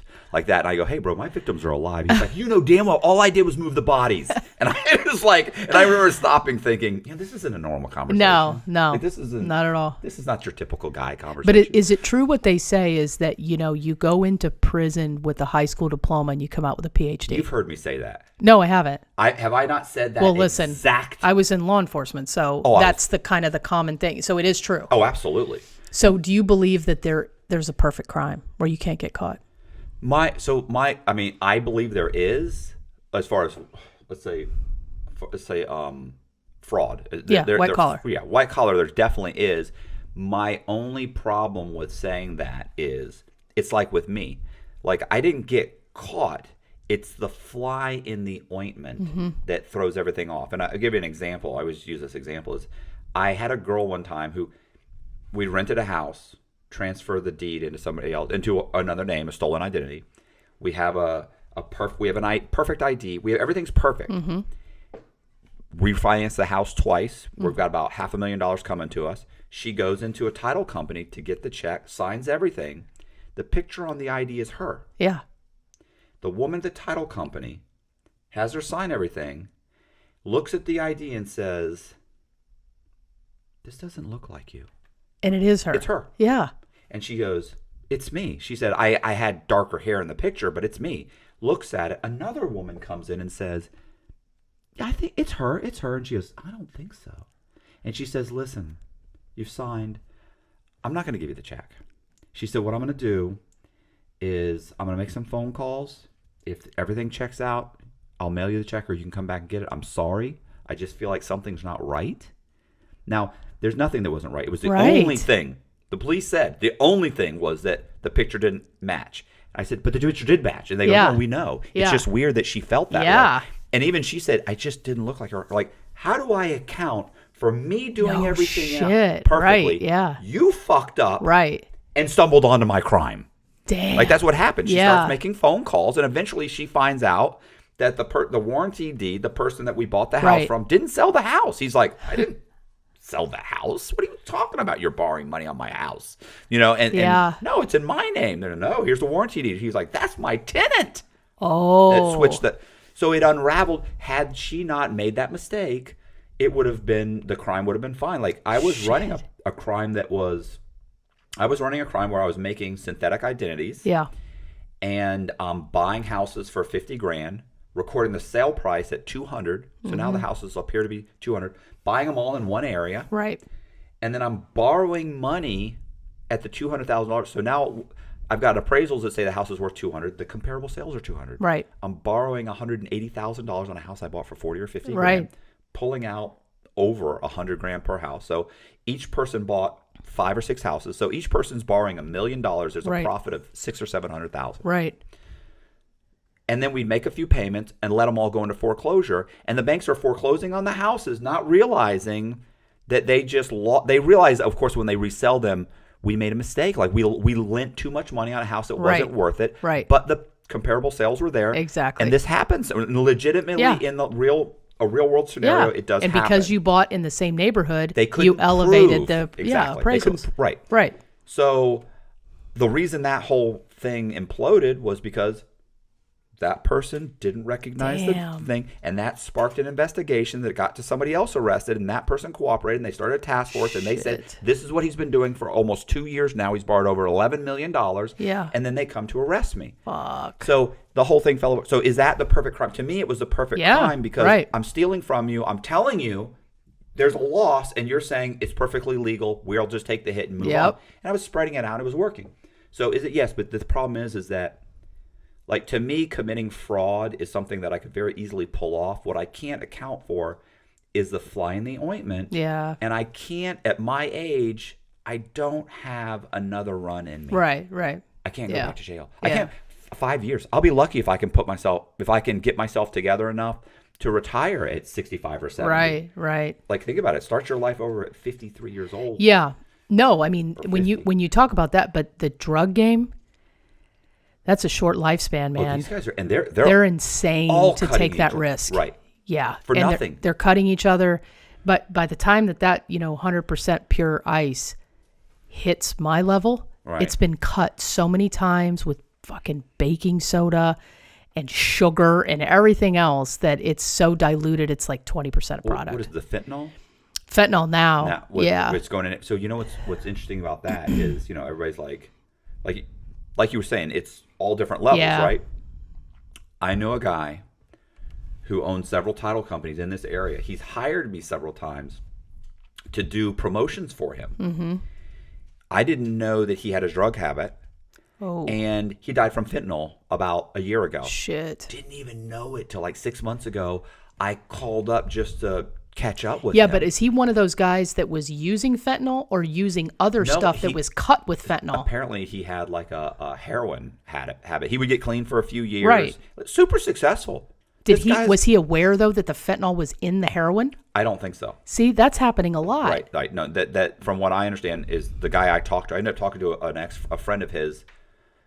They were friends, former friends, before he died. So they were friends. I ended up talking to him because he's the one who told me after I had tried to contact the one guy. His name was Kevin. I reached out to him. Hey, what's going on? Right, he was like, he calls me. He's like, hey, man, he's like, I'm fucked up over Kevin. Like, I'm sure you've heard. I'm like, heard what? He's not returning my text. Like, that's why I reached out to you. He's like, oh wow.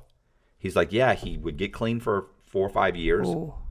He said then he'd go on a bender or whatever for 3 or 4 months. His sister would call me. I'd fly down. We'd get him in a rehab. He was just been going on for 20 years. Yeah. He is a super successful guy. Right. And he said, he started doing heroin, and apparently he got something that was laced with fentanyl. I don't understand why they're lacing it unknowingly. I don't. What's the benefit? I mean, if I You're knew more killing the about- guy, so there goes your future sales. Right. It doesn't make sense to me. But we just cleaned up two Irish guys, literally relocated to Tampa from Ireland, didn't even have their fucking furniture yet, right? So these two guys, big guys doing steroids, the whole bit, ED pills all over their fucking apartment. They don't have anything in their apartment yet. And they're like, hey, first day in Tampa, let's go party. They get some Coke, not knowing that the Coke was laced with fentanyl. They fucking snort it. Both of them. Bam. Died right there. No one found them for 2 weeks because their family's in fucking Ireland. Yeah, they just figured, yeah. So apartment comes knocking because it stinks. They find the fentanyl, Coke there, and then they decompose on the floor. So it's like, I just don't get it why you're putting fentanyl unknowingly and giving it to people when there's plenty of people that would probably buy it as is. I mean, I'm assuming that maybe it simulates the same kind of a high, and these guys are putting too much in it. Like, I'm sure people could do it. It's laced with fentanyl, and they don't die. It's so minuscule what it takes to kill you, though. Really? Okay. It's a granule, like of sand. We could put a granule right here of sand. And it'll kill you. It'll fucking kill you. Yeah, I just don't get it. Those guys bought Coke. They didn't know that that it had fentanyl in there. It just doesn't make any fucking sense to me. Listen, But people drug dealers aren't they're not rocket scientists. No, by any means. And it's a risky business. And my opinion is too much risk. Way more risk than the reward.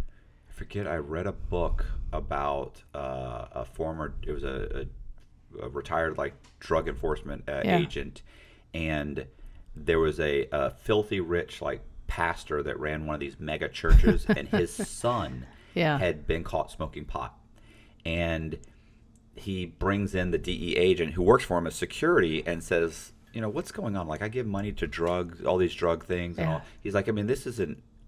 It's not even.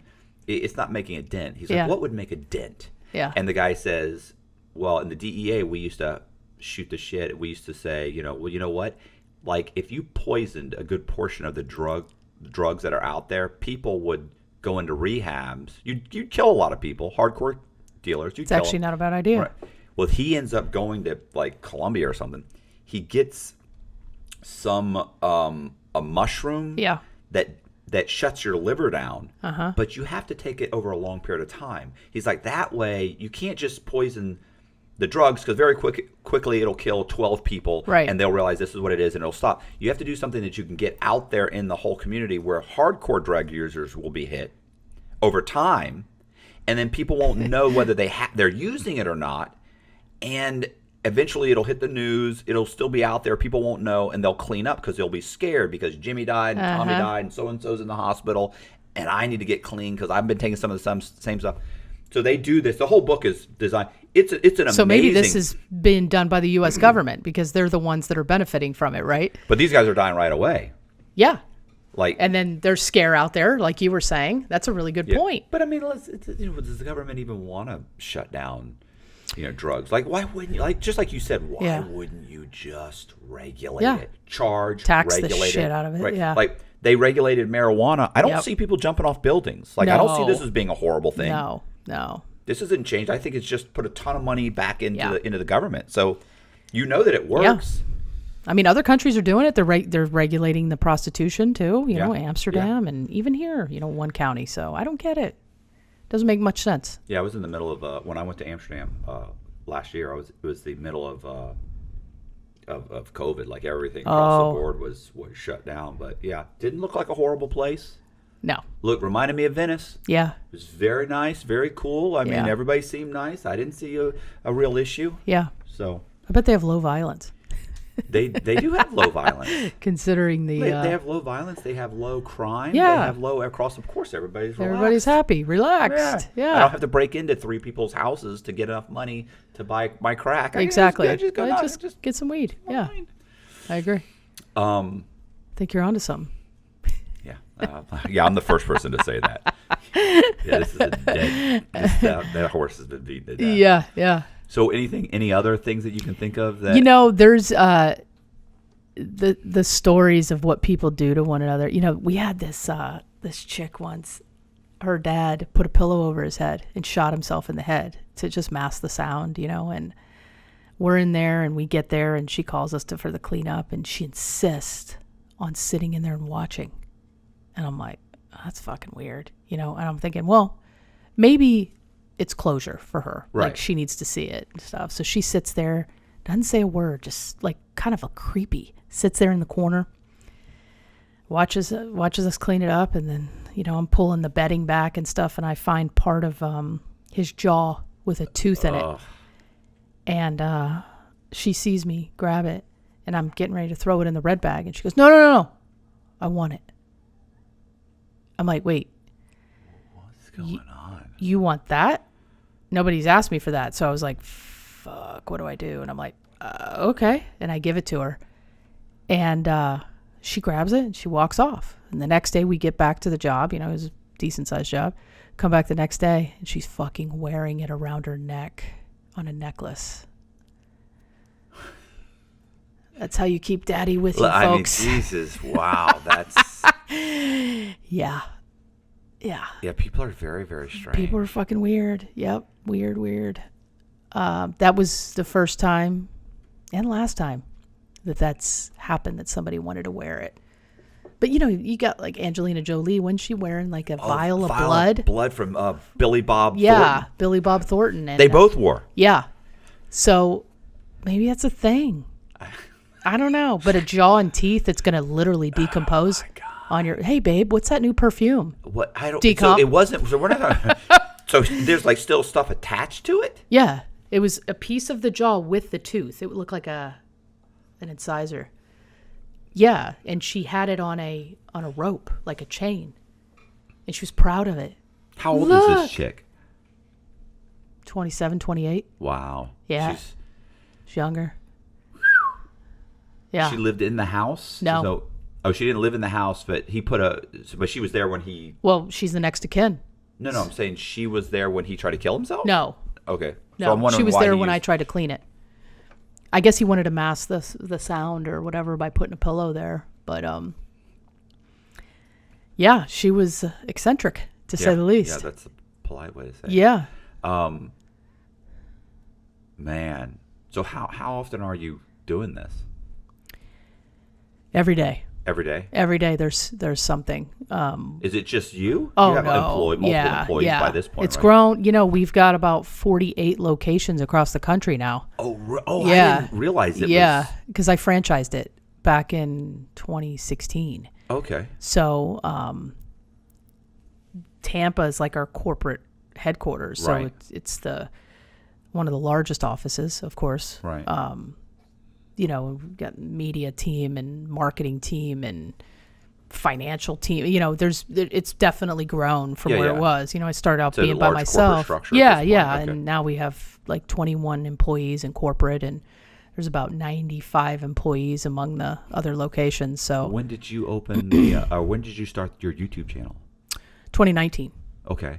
And that was a risk. Right. What's the name of it? Sorry. Crime scene cleaning. Crime scene cleaning. Yeah, and it was a risk to start it out. And Why do you say that? well, basically, you know, long story short, I was getting contacted back in 2012, 14 from all these reality TV show companies in LA. Yeah. Hey, we love this business. We want to make a show out of it. This, you know, and I'm like, okay. And we'll follow you around. We'll make a sizzle, yada, yada, yada. And they all kind of came back and said, everybody loves the concept, but they think it's going to be very difficult for sponsors because they're not going to want to advertise on something that grotesque. Right. So my response was, why the fuck are you pitching it on cable? Yeah. Like, this is not a Lifetime movie. Yeah. This is Netflix, HBO, you know, Prime. So I finally, in 2019, I said, fuck it. We're going to do it ourselves. You know, YouTube was starting to, well, you know, get some traction, and a lot of people were doing well on there. And my entire staff was like, that's a bad idea. And I'm like, why? That shit's going to come off callous. It's going to be insensitive. And I'm like, no. You don't understand. We're literally going to have a videographer follow our crews around, just a day in the life. Yeah.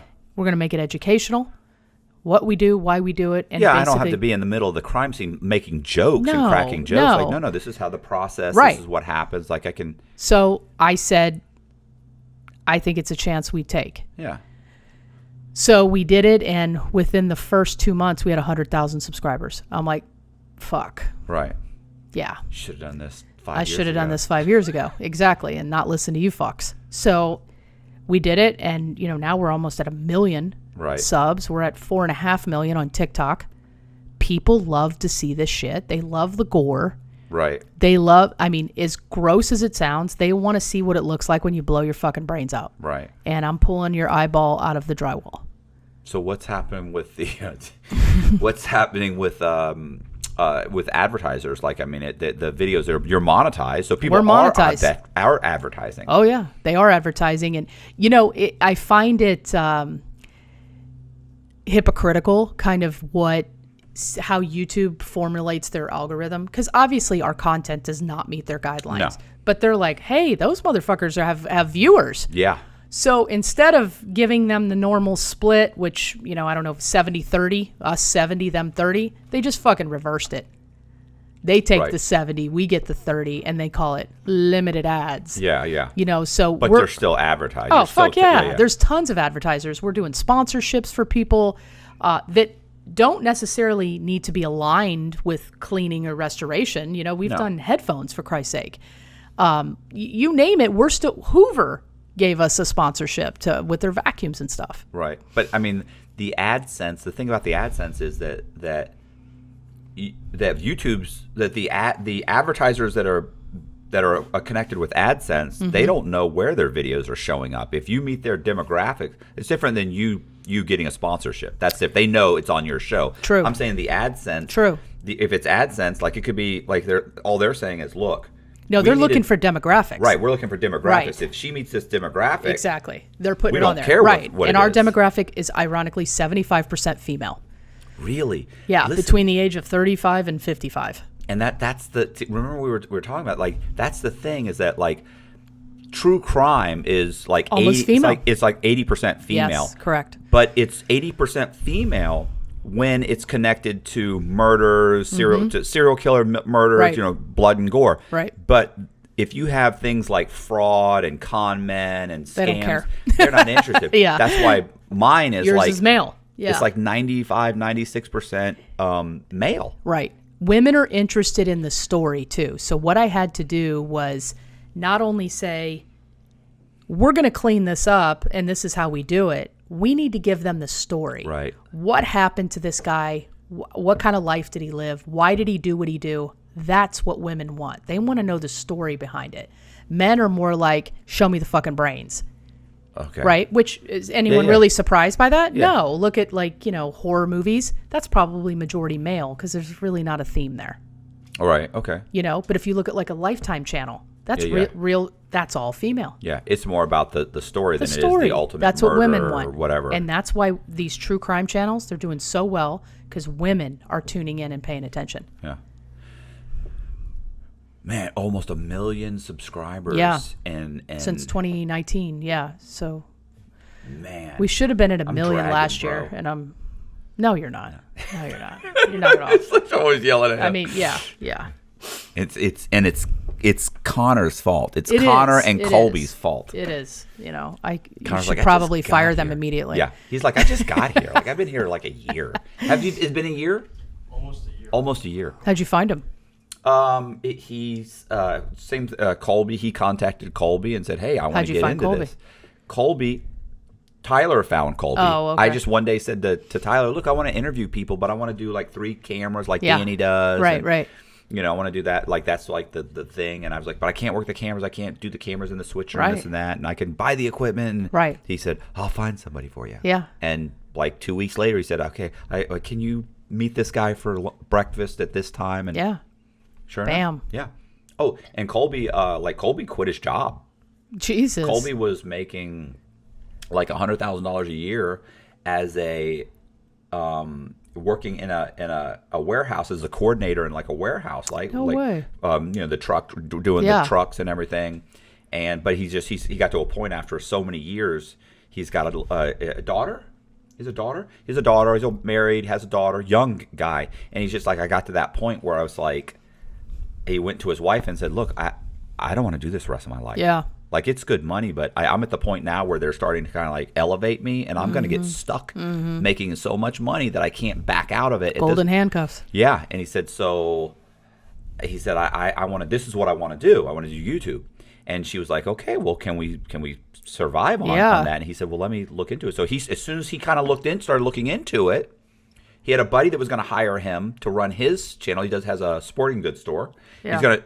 We start something with the sporting goods, and then at the same time, Tyler came in and said, "Hey, here's my buddy. You know, you got to talk to Matt." So now I think he said he's making way more than he was making before. After, was it like 6 months to a year? He's making more money now than he was making at the other job, No shit. doing what he likes to do. Yeah. So, Good for him. yeah, so good for, exactly. I love stories where That's people, the perfect scenario. It is. When not only you're doing better than you were financially, but you're doing what you love. Yeah, look, like just doing the YouTube and everything in general. Like I said, when I was in prison, I was perfectly happy living in someone's spare room, just being able to do things that make me happy. Yeah. Instead of spending the rest of my life chasing money, Yeah. doing something that sucks, that I don't really, that's a struggle to get out of bed to do. Right. And the thing that I really like doing, is bank fraud. Yeah. But the judge was very serious. The judge made it clear You can't even work for a title company you or can't anything. do that again. Yeah. And so, yeah. Can you even work in the financial Oh no, sector? I can't work. No, I can't work in finance. I can't work in real estate. I can't Ooh. work in construction or development. Damn. But so now what I love doing is just talking about, like when somebody Yeah. hires me to do a speaking engagement, and one, you get to fly across the country. Yeah. That's always fun. Yeah. So you fly somewhere and then you go and you give an hour-long talk, and of course there's usually like a dinner after Yeah. or something beforehand. So Sure. it's a few hours. You get to talk about all the things that Yeah. I've done, and especially if I talk to people in the industry, Yeah. then they have stories and we can have the stories. And, Right. and I don't have to. There's no chance I'm going to jail for that, which is a plus. And then I get to write true crime stories, and I get to interview people like you, Yeah. which is super interesting because, if you wanted to interview Jordan Peterson, for example, that might be interesting, but the truth is, there's 5,000 videos on him already. Yeah.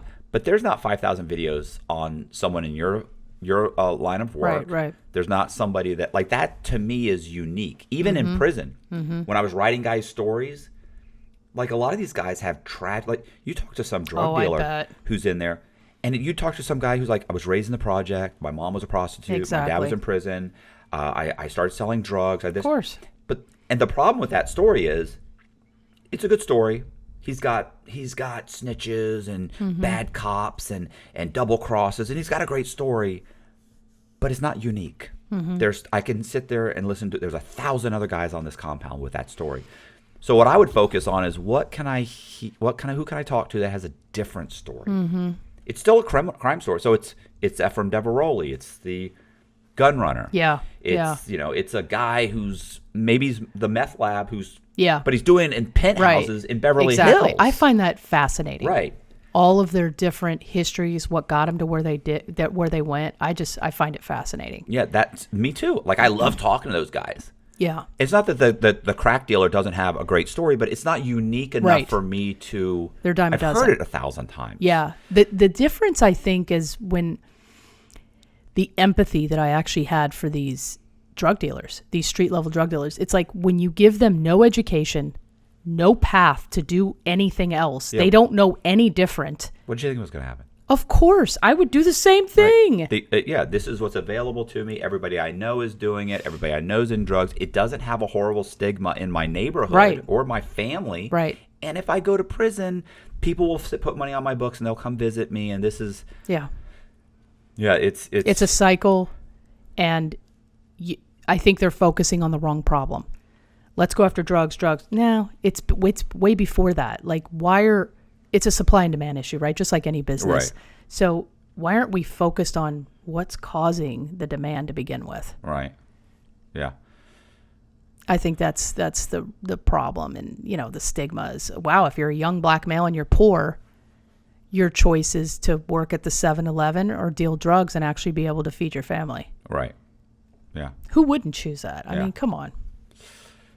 Well, you and I aren't going to fix the problem right this second. So we should, though. We'll work on it later. All right. So you've got the YouTube channel. Yep. You've got. I had no idea you had franchised this thing and you were all over your. Yeah. What do you do for the franchise? What do you do? Do you train the people? Do you provide them with all the train them, provide the marketing, the call center, just the infrastructure in sense, because what you're doing is people are buying business in a box. They don't want to go through the shit that I went through starting out, printing your own fucking business cards with perforations on the bottom. So they want a business in a box, and we're giving it to them. We're saying, here's the system and the process. Follow it. You will be successful, just like we are. Right. And that's essentially the secret sauce to every franchise in the world. Right. So you're McDonaldizing it. Exactly. And so do they pay a franchise fee, or they buy a territory? Okay. Of 500,000 people. So you say you got a city like, LA, that's a big city. You probably got 10 franchisees that could be in that particular area. And then they pay us a royalty on every, a percentage on every job that they do. So do all of them do the same thing? Do they all do like the meth lab cleanup? Yep. They all do the same? They have to do all of the services that we provide. Okay. And to do do they have to go get certified themselves? We train them. Oh, okay. So you have a training school? Yeah. We have a training school right there in Tampa, Ybor. Oh, okay. We actually have simulated crime scenes too. Oh, okay. So we created like a 10 by 10 room with drywall. We put carpet sometimes. We put LVP, the plank flooring sometimes. And we use pig's blood. And we just simulate a normal crime scene. And that's how we teach them how to clean this stuff. Okay. Do you record? Do you have like a thing on your YouTube channel? Do you ever kind of go through the whole process and everything? We record the whole thing. We really want to see what their reaction is to being in that environment. Do people not do well? I mean, most people do very, very well. We've had one guy that puked. Right. That he was just like, man. But, you're supposed to wear a respirator. That's the whole point, so you don't smell the stuff. Yeah. Huh. I was just thinking, but it looks freaking realistic. Right. You know, we've got couches and beds and living rooms, and sometimes we do vehicles. We'll get vehicles donated to us, and I'll go get this gallon of pig's blood, and I'll sit it in the sun, and I'll let it start coagulating. These guys are like, yeah. And it looks like a human fucking liver when it's coming out, you know, and I'll let the flies get in there and lay their eggs and the maggots, and, you know, we let it.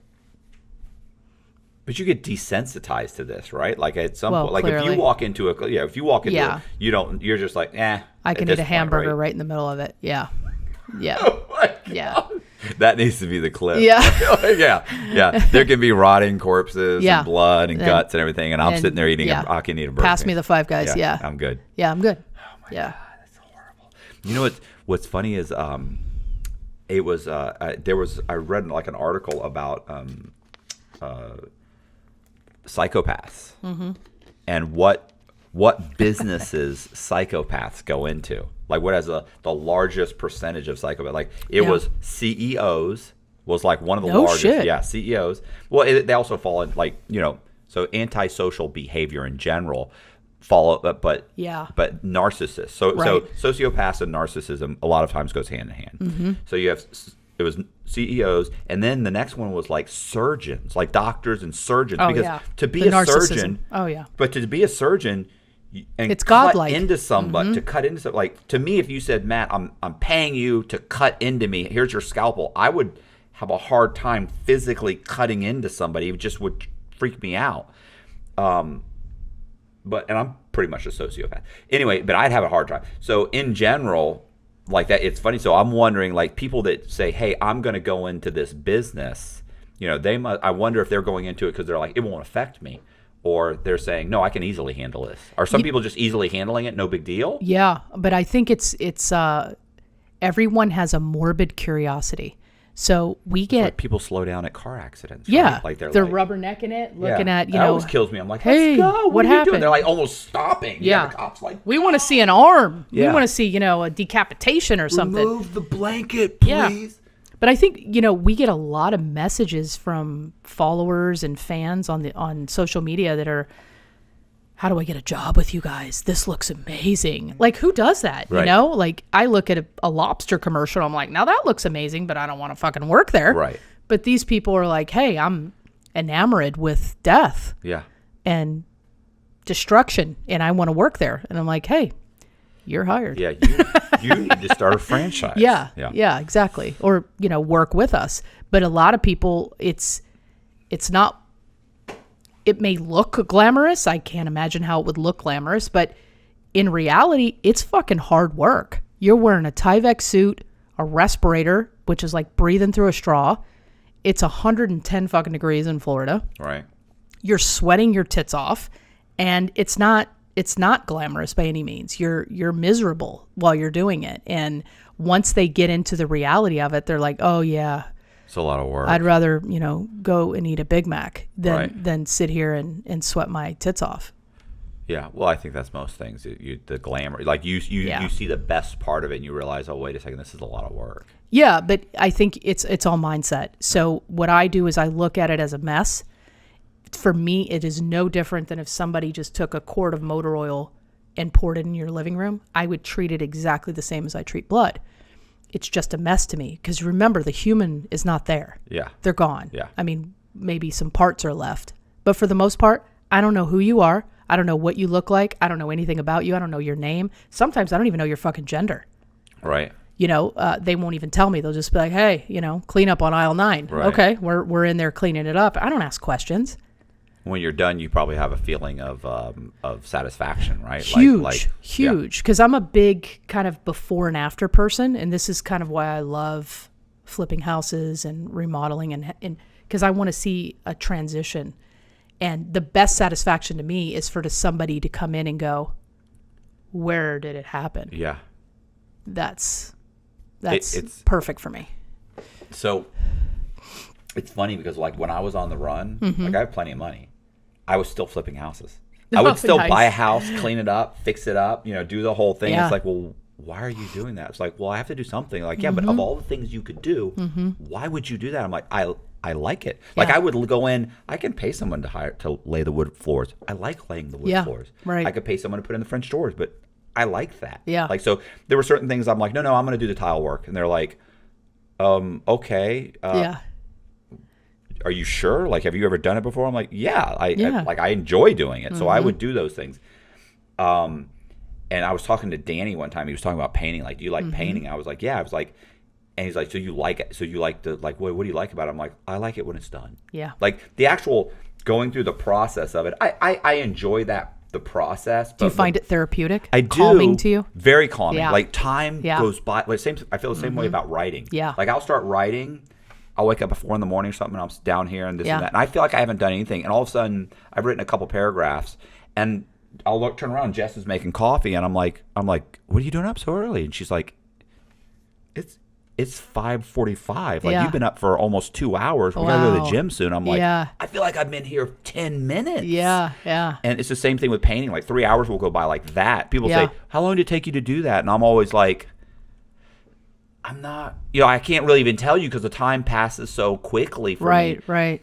But I was explaining that to Danny from Concrete. And he said, I go, don't you have anything like that? And he goes, not really. And I went, well, wait a minute. I go, do you mow your own yard? He goes, yeah. And I go, when you're done mowing your yard and it's done and the mower's off and it's put up and you walk out, I go, and you look at the yard, do you have a feeling of satisfaction? He goes, I love that feeling. And I said, I feel that all the time. Exactly. All the time. Yeah. And he was like, he goes, you know what I do? And I go, what? He said, I actually watch TikToks of people mowing yards.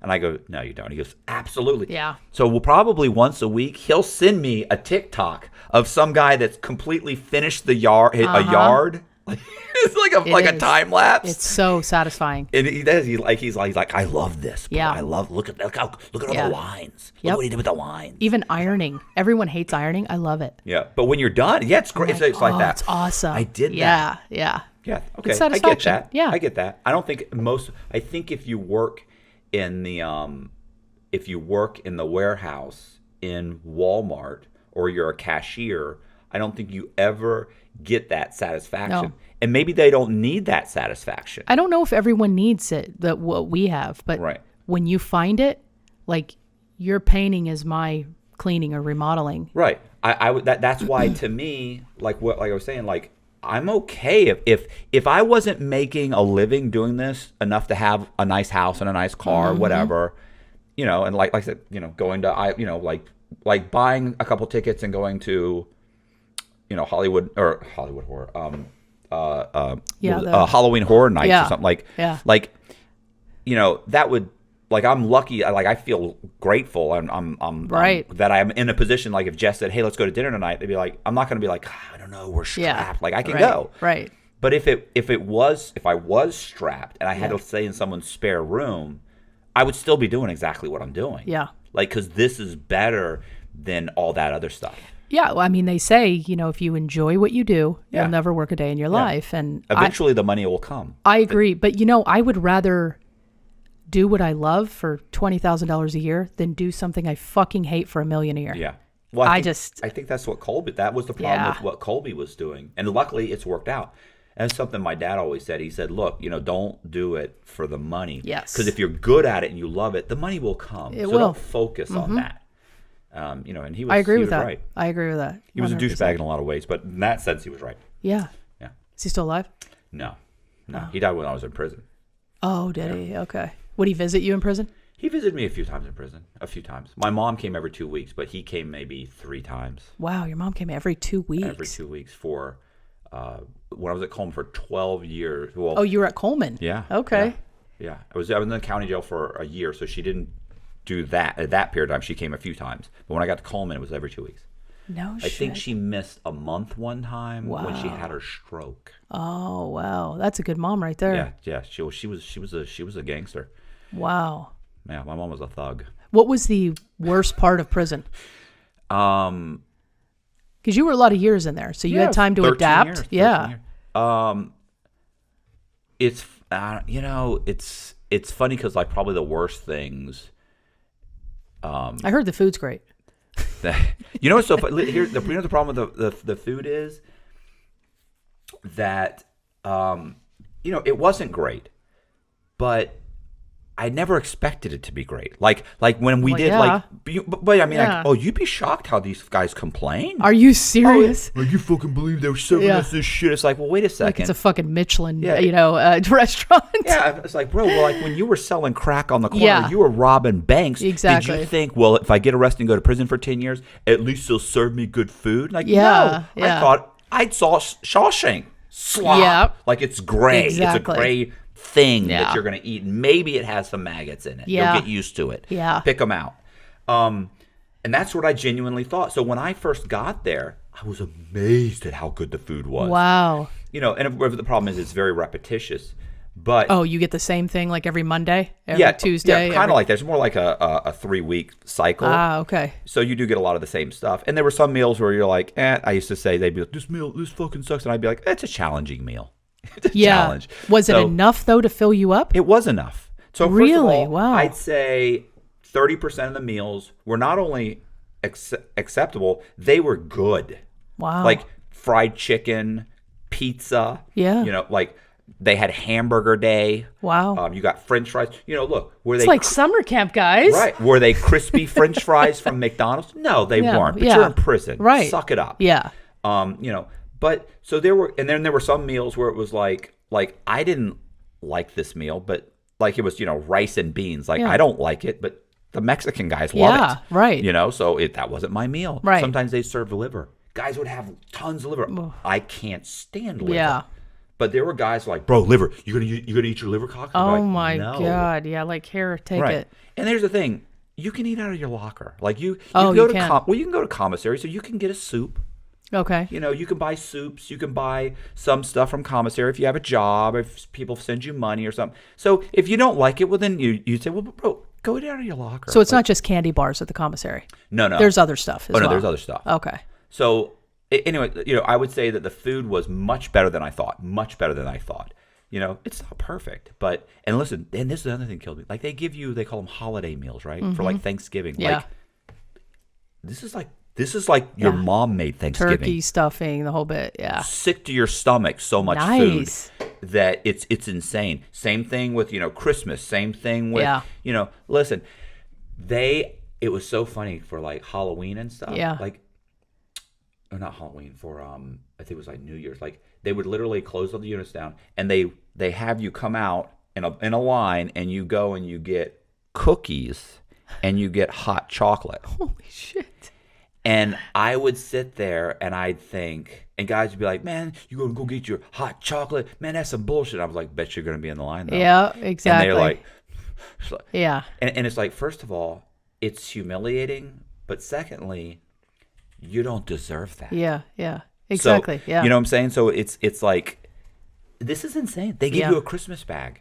They give you you don't know what a Christmas bag is. Christmas bag is a bag, and they give you like potato chip, little different types of potato chips you can't buy. Yeah. And they'll give you different stuff. And guys would complain. Oh my God. When I first got locked up, we used to get 2 of these. They were twice as big, and then it went down to 1. Now the bag's half as big. It's like, bro, you're a bank robber. Yeah, exactly.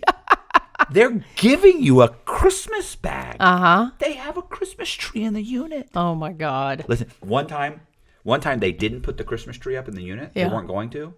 And so I said to the head orderly was he was a biker. Yeah. He didn't want to do it. And I went, bro, where's the Christmas tree? He's like, yeah, we're not doing it. I ain't doing that shit. And I went, what do you mean you're not doing it? He's like, I'm not doing it. And he goes, why? He goes, we're in prison. I went, whoa. First of all, I said, you're leaving in a year. Yeah. I said, I'm going to be here a long time. I said, and guys used to do this too, where I'd say, hey, well, where do you live? And they'd be like, well, I live in Tampa. But bro, you've been here 10 years. You got another 5 years to go.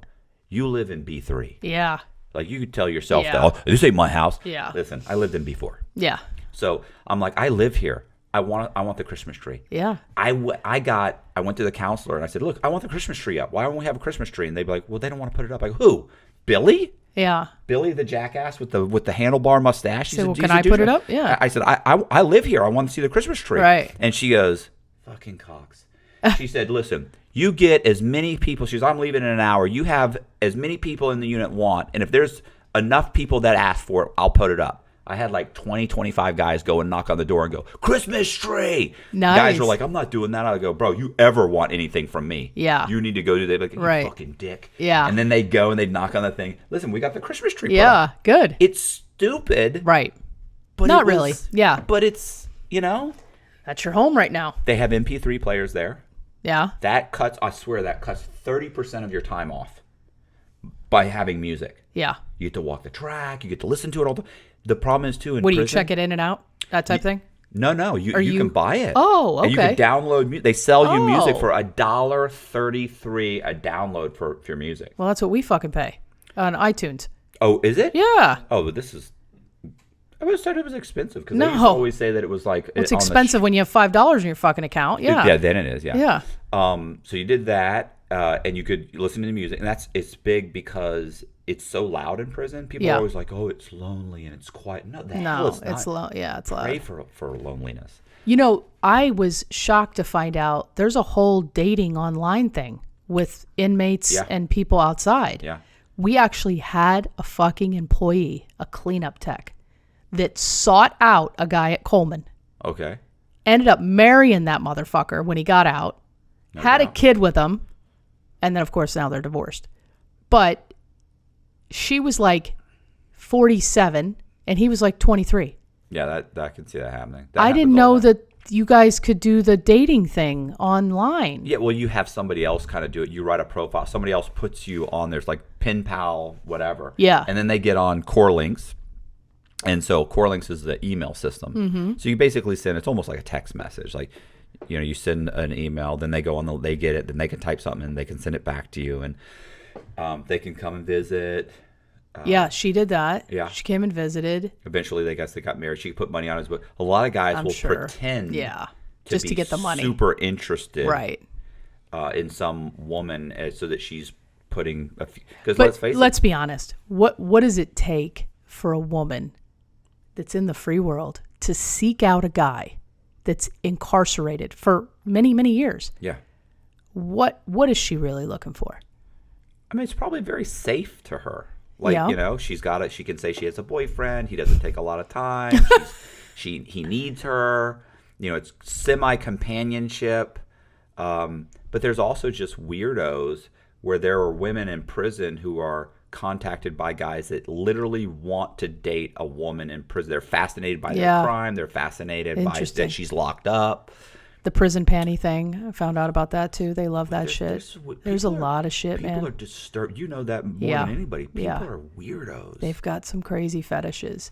It just seems like, these women are so desperate for a relationship and they're tired of getting fucked over. So they feel like a guy that's incarcerated Is safe. is not only safe, but has their undivided attention. Oh, and no doubt they That's do. what it is. Well, and then think about it too. And then they get out and they think they're going to be loyal Oh, and yeah. respect, and they're not. Fuck no. This guy's he's a Yeah, scumbag. he's a scumbag. He was a drug dealer. You know what's funny is, so I was on a program called American Greed. Uh-huh. This is I when love that show. Okay, You've been on that. Yeah, they did a 1 hour Shut the special. front door. I love yeah. it. And it's all here in Tampa, like Yeah. because it was Ybor City. No shit. Is where I did. I bought I'll check it 109 out. houses in Ybor City. Love it. You probably bought some that I own now. Maybe.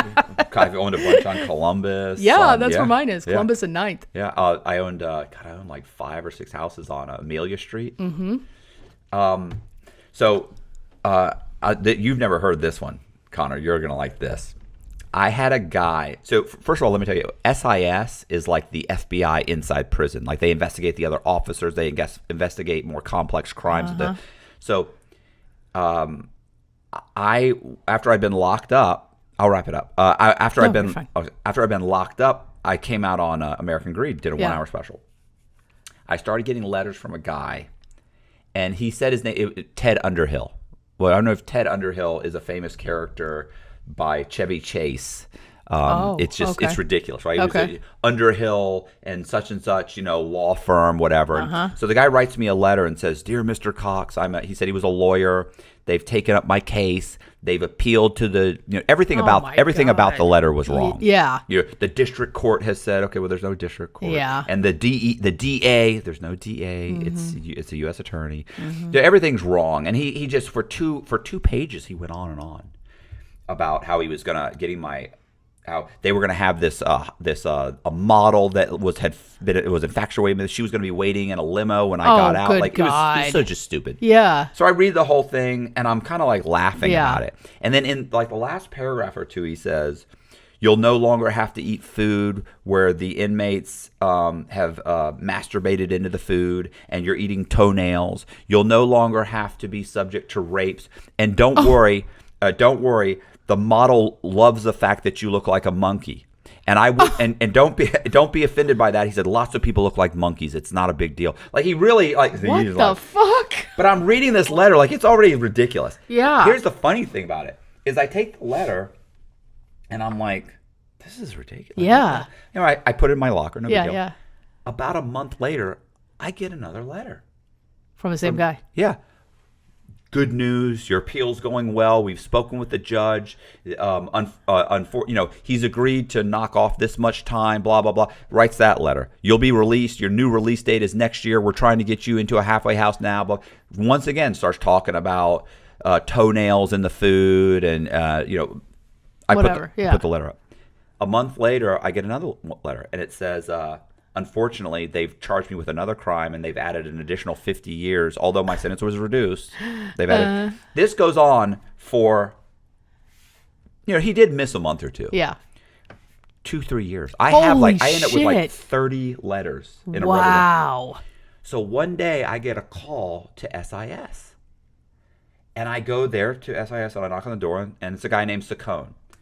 I remember Saccone goes, he said, "Cox, we got a really disturbing letter in the mail."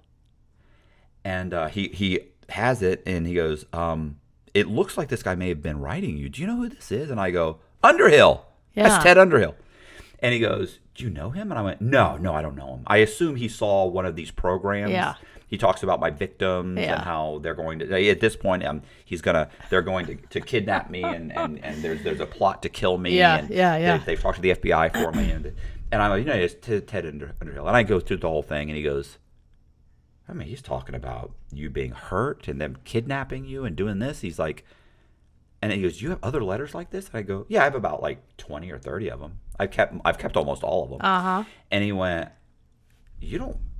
Like, Saccone was a really cool guy. He goes, "You don't have to put up with this." And I go, "Nah, bro." I said, "It's okay." I said, it's like we're doing time together. Yeah. I said, "He's down for me, right?" Like, he's like, I said, "It's good." He goes, "Do you ever write them back?" I said, "No." I said, the it's different addresses. There's obviously, the letters come back. Because I did write them one time, and the letter came back. I said, "No." I said, "This guy's doing time with me. Like, he's in this with me." And he goes, Saccone's like, "Are you crazy?" And I'm like, "No." I said, "It's funny because I get the letters. Did you read the part about the monkey?" Yeah. And he's like, "He said you look like a monkey." I said, "I know, it's funny."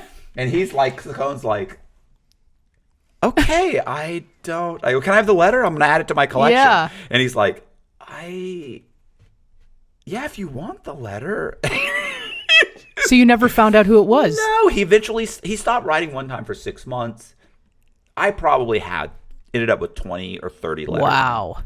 I don't know what happened to letters either, but they were hilarious. But there are weirdos. Yeah. Oh, I got letters from girls that had seen. Oh, I'm sure. And wanted to communicate with me. I never wrote them back. You know, I did have one guy who said he wanted me to draw something for him, and said he'd put money on my books if I did. Ooh.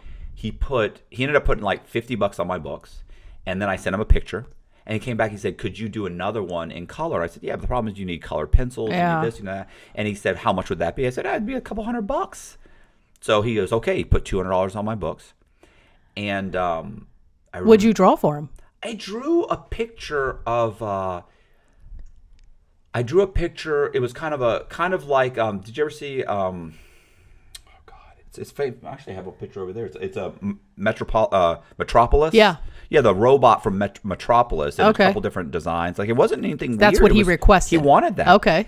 And then he wanted a picture of Madonna. I think he was gay because he mentioned Madonna like 3 times in the first letter. Like, you know, he loves Madonna. So that's a little odd. And when I read the letters, and mentally in my head, I could hear a lisp.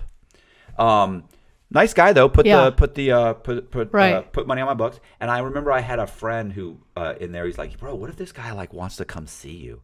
And I go, "He can come see me." Yeah, I gives a shit. And he goes, yeah, but I go, he's putting money on my books. I got a lot of time, bro. Yeah. And he goes, what if he like wants like a hug or something? And I go, it's just a hug. I got a lot of time. He's putting money. He goes, what if he wants a kiss? And I go, I mean, it's just a kiss.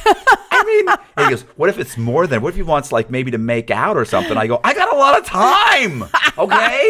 You know, That's awesome. he was just like, you're a sick That's fucker. awesome. But he eventually, he dropped off too. Yeah. Well, they all do.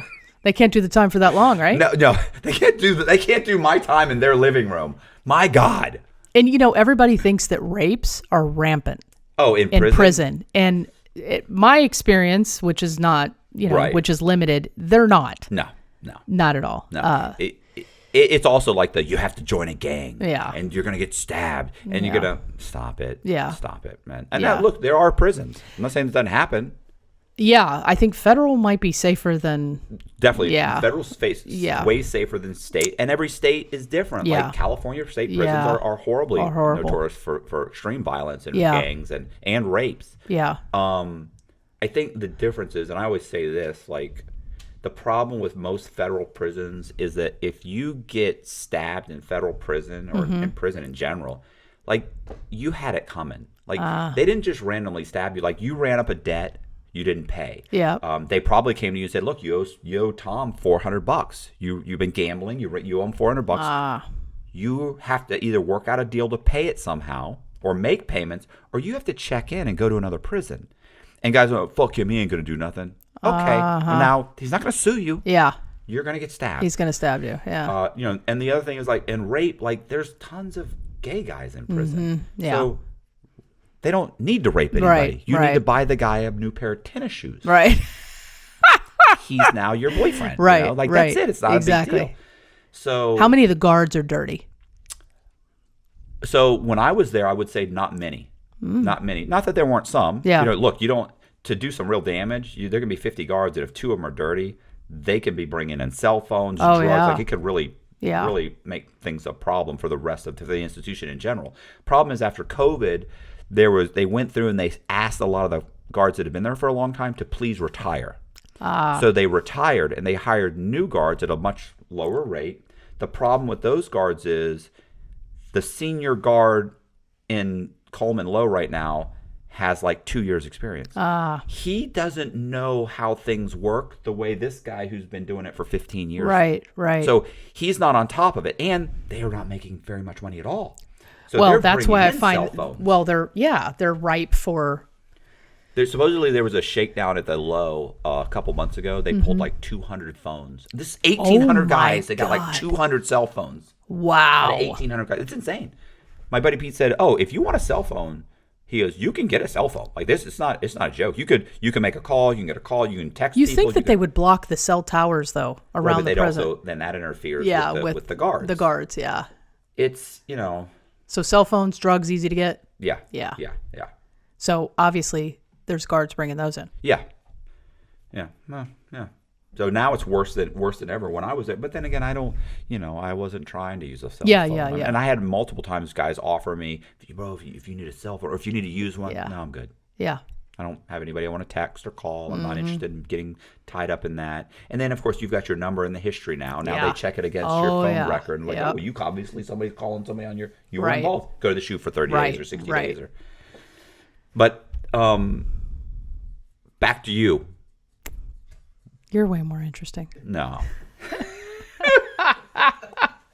Connor hates me. Like Connor, like everybody, like if people come on the show and they think I'm entertaining and funny and everything, and half the time I'll glance at Connor and he's disgusted by me. Connor's not easily impressed. No, apparently. he's not. Yeah. He's not. He's over me. I think the first month or two he thought, hey, pretty interesting guy. Yeah. After a year, he's like, He's like, I've heard all these fucking stories. he's I'm kind over of it. a douchebag. Yeah. It's like my girlfriend. She's not impressed anymore. Yeah. She's like, okay. You need to do something different then. You got about Let's shake 10 it up. hours of entertainment in Yeah. you, and then it's just, I'm over it. Yeah. At this point. Yeah, so that's it. Or unless can you think of anything else? You want people to go to your channel? Not that Am I missing anything? Say, you want to bring up, maybe talk about the.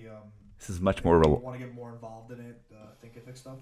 Oh yeah, like the training stuff. The training stuff. Yeah. So it's much more relaxed than these guys thought. I think. Yeah. This is interesting. This is definitely different. Definitely Danny will be better. Danny's more professional. He has like a real studio. He's got real stuff. He's like he's better at it. He's like. What we got? We got two black tarps, and because we used to run the podcast Talking Decon. Yeah. We have two black tarps, and then these mics. That's it. We put it up, take it down. That's it, man. Oh, okay. Yeah. It's amazing how professional this comes off. Totally. Like when you go to the channel and look at it, you're like, wow, like oh, they're in a studio. It's my living room. Yeah, doesn't matter. Yeah. It's what you make it look like. This is way more than we had. Mm-hmm. So you want to talk people getting involved? Yeah. So not everybody wants to own a franchise. Right. Maybe some people just want to learn how to do crime scene cleanup and do it as a side gig or do it on their own. Like and you so, did. just like I did. So what I did is I created courses online. They can just take the course and I teach them how to do everything that they need to know. And it's, crimescenecleaning.thinkific.com. That's it. What is it? Thinkific. That's a teaching platform. Okay. You can put any courses on there. You can, hey, how do you do mortgage fraud? Right. Make a course on that. Probably fucking sell out. So can you get certified? Yeah, so there's no national certification for this type of thing. Right. So we give you a certification that same we give our franchisees. Yeah. And contracts, how to market. This business is hard to market, as you can imagine. Buy one get one free dead body. Yeah. So okay. What about the? It's the same. You don't get a to clean up like meth labs. You get like a cert. There's not a national thing. Wow. Isn't that crazy? Yeah. Yeah. Okay. You have to have a license to give a person a mortgage, but you don't have to have a license to clean up a meth lab. Clean up a meth lab. Yeah. Isn't that crazy? It's all about the money. Yeah.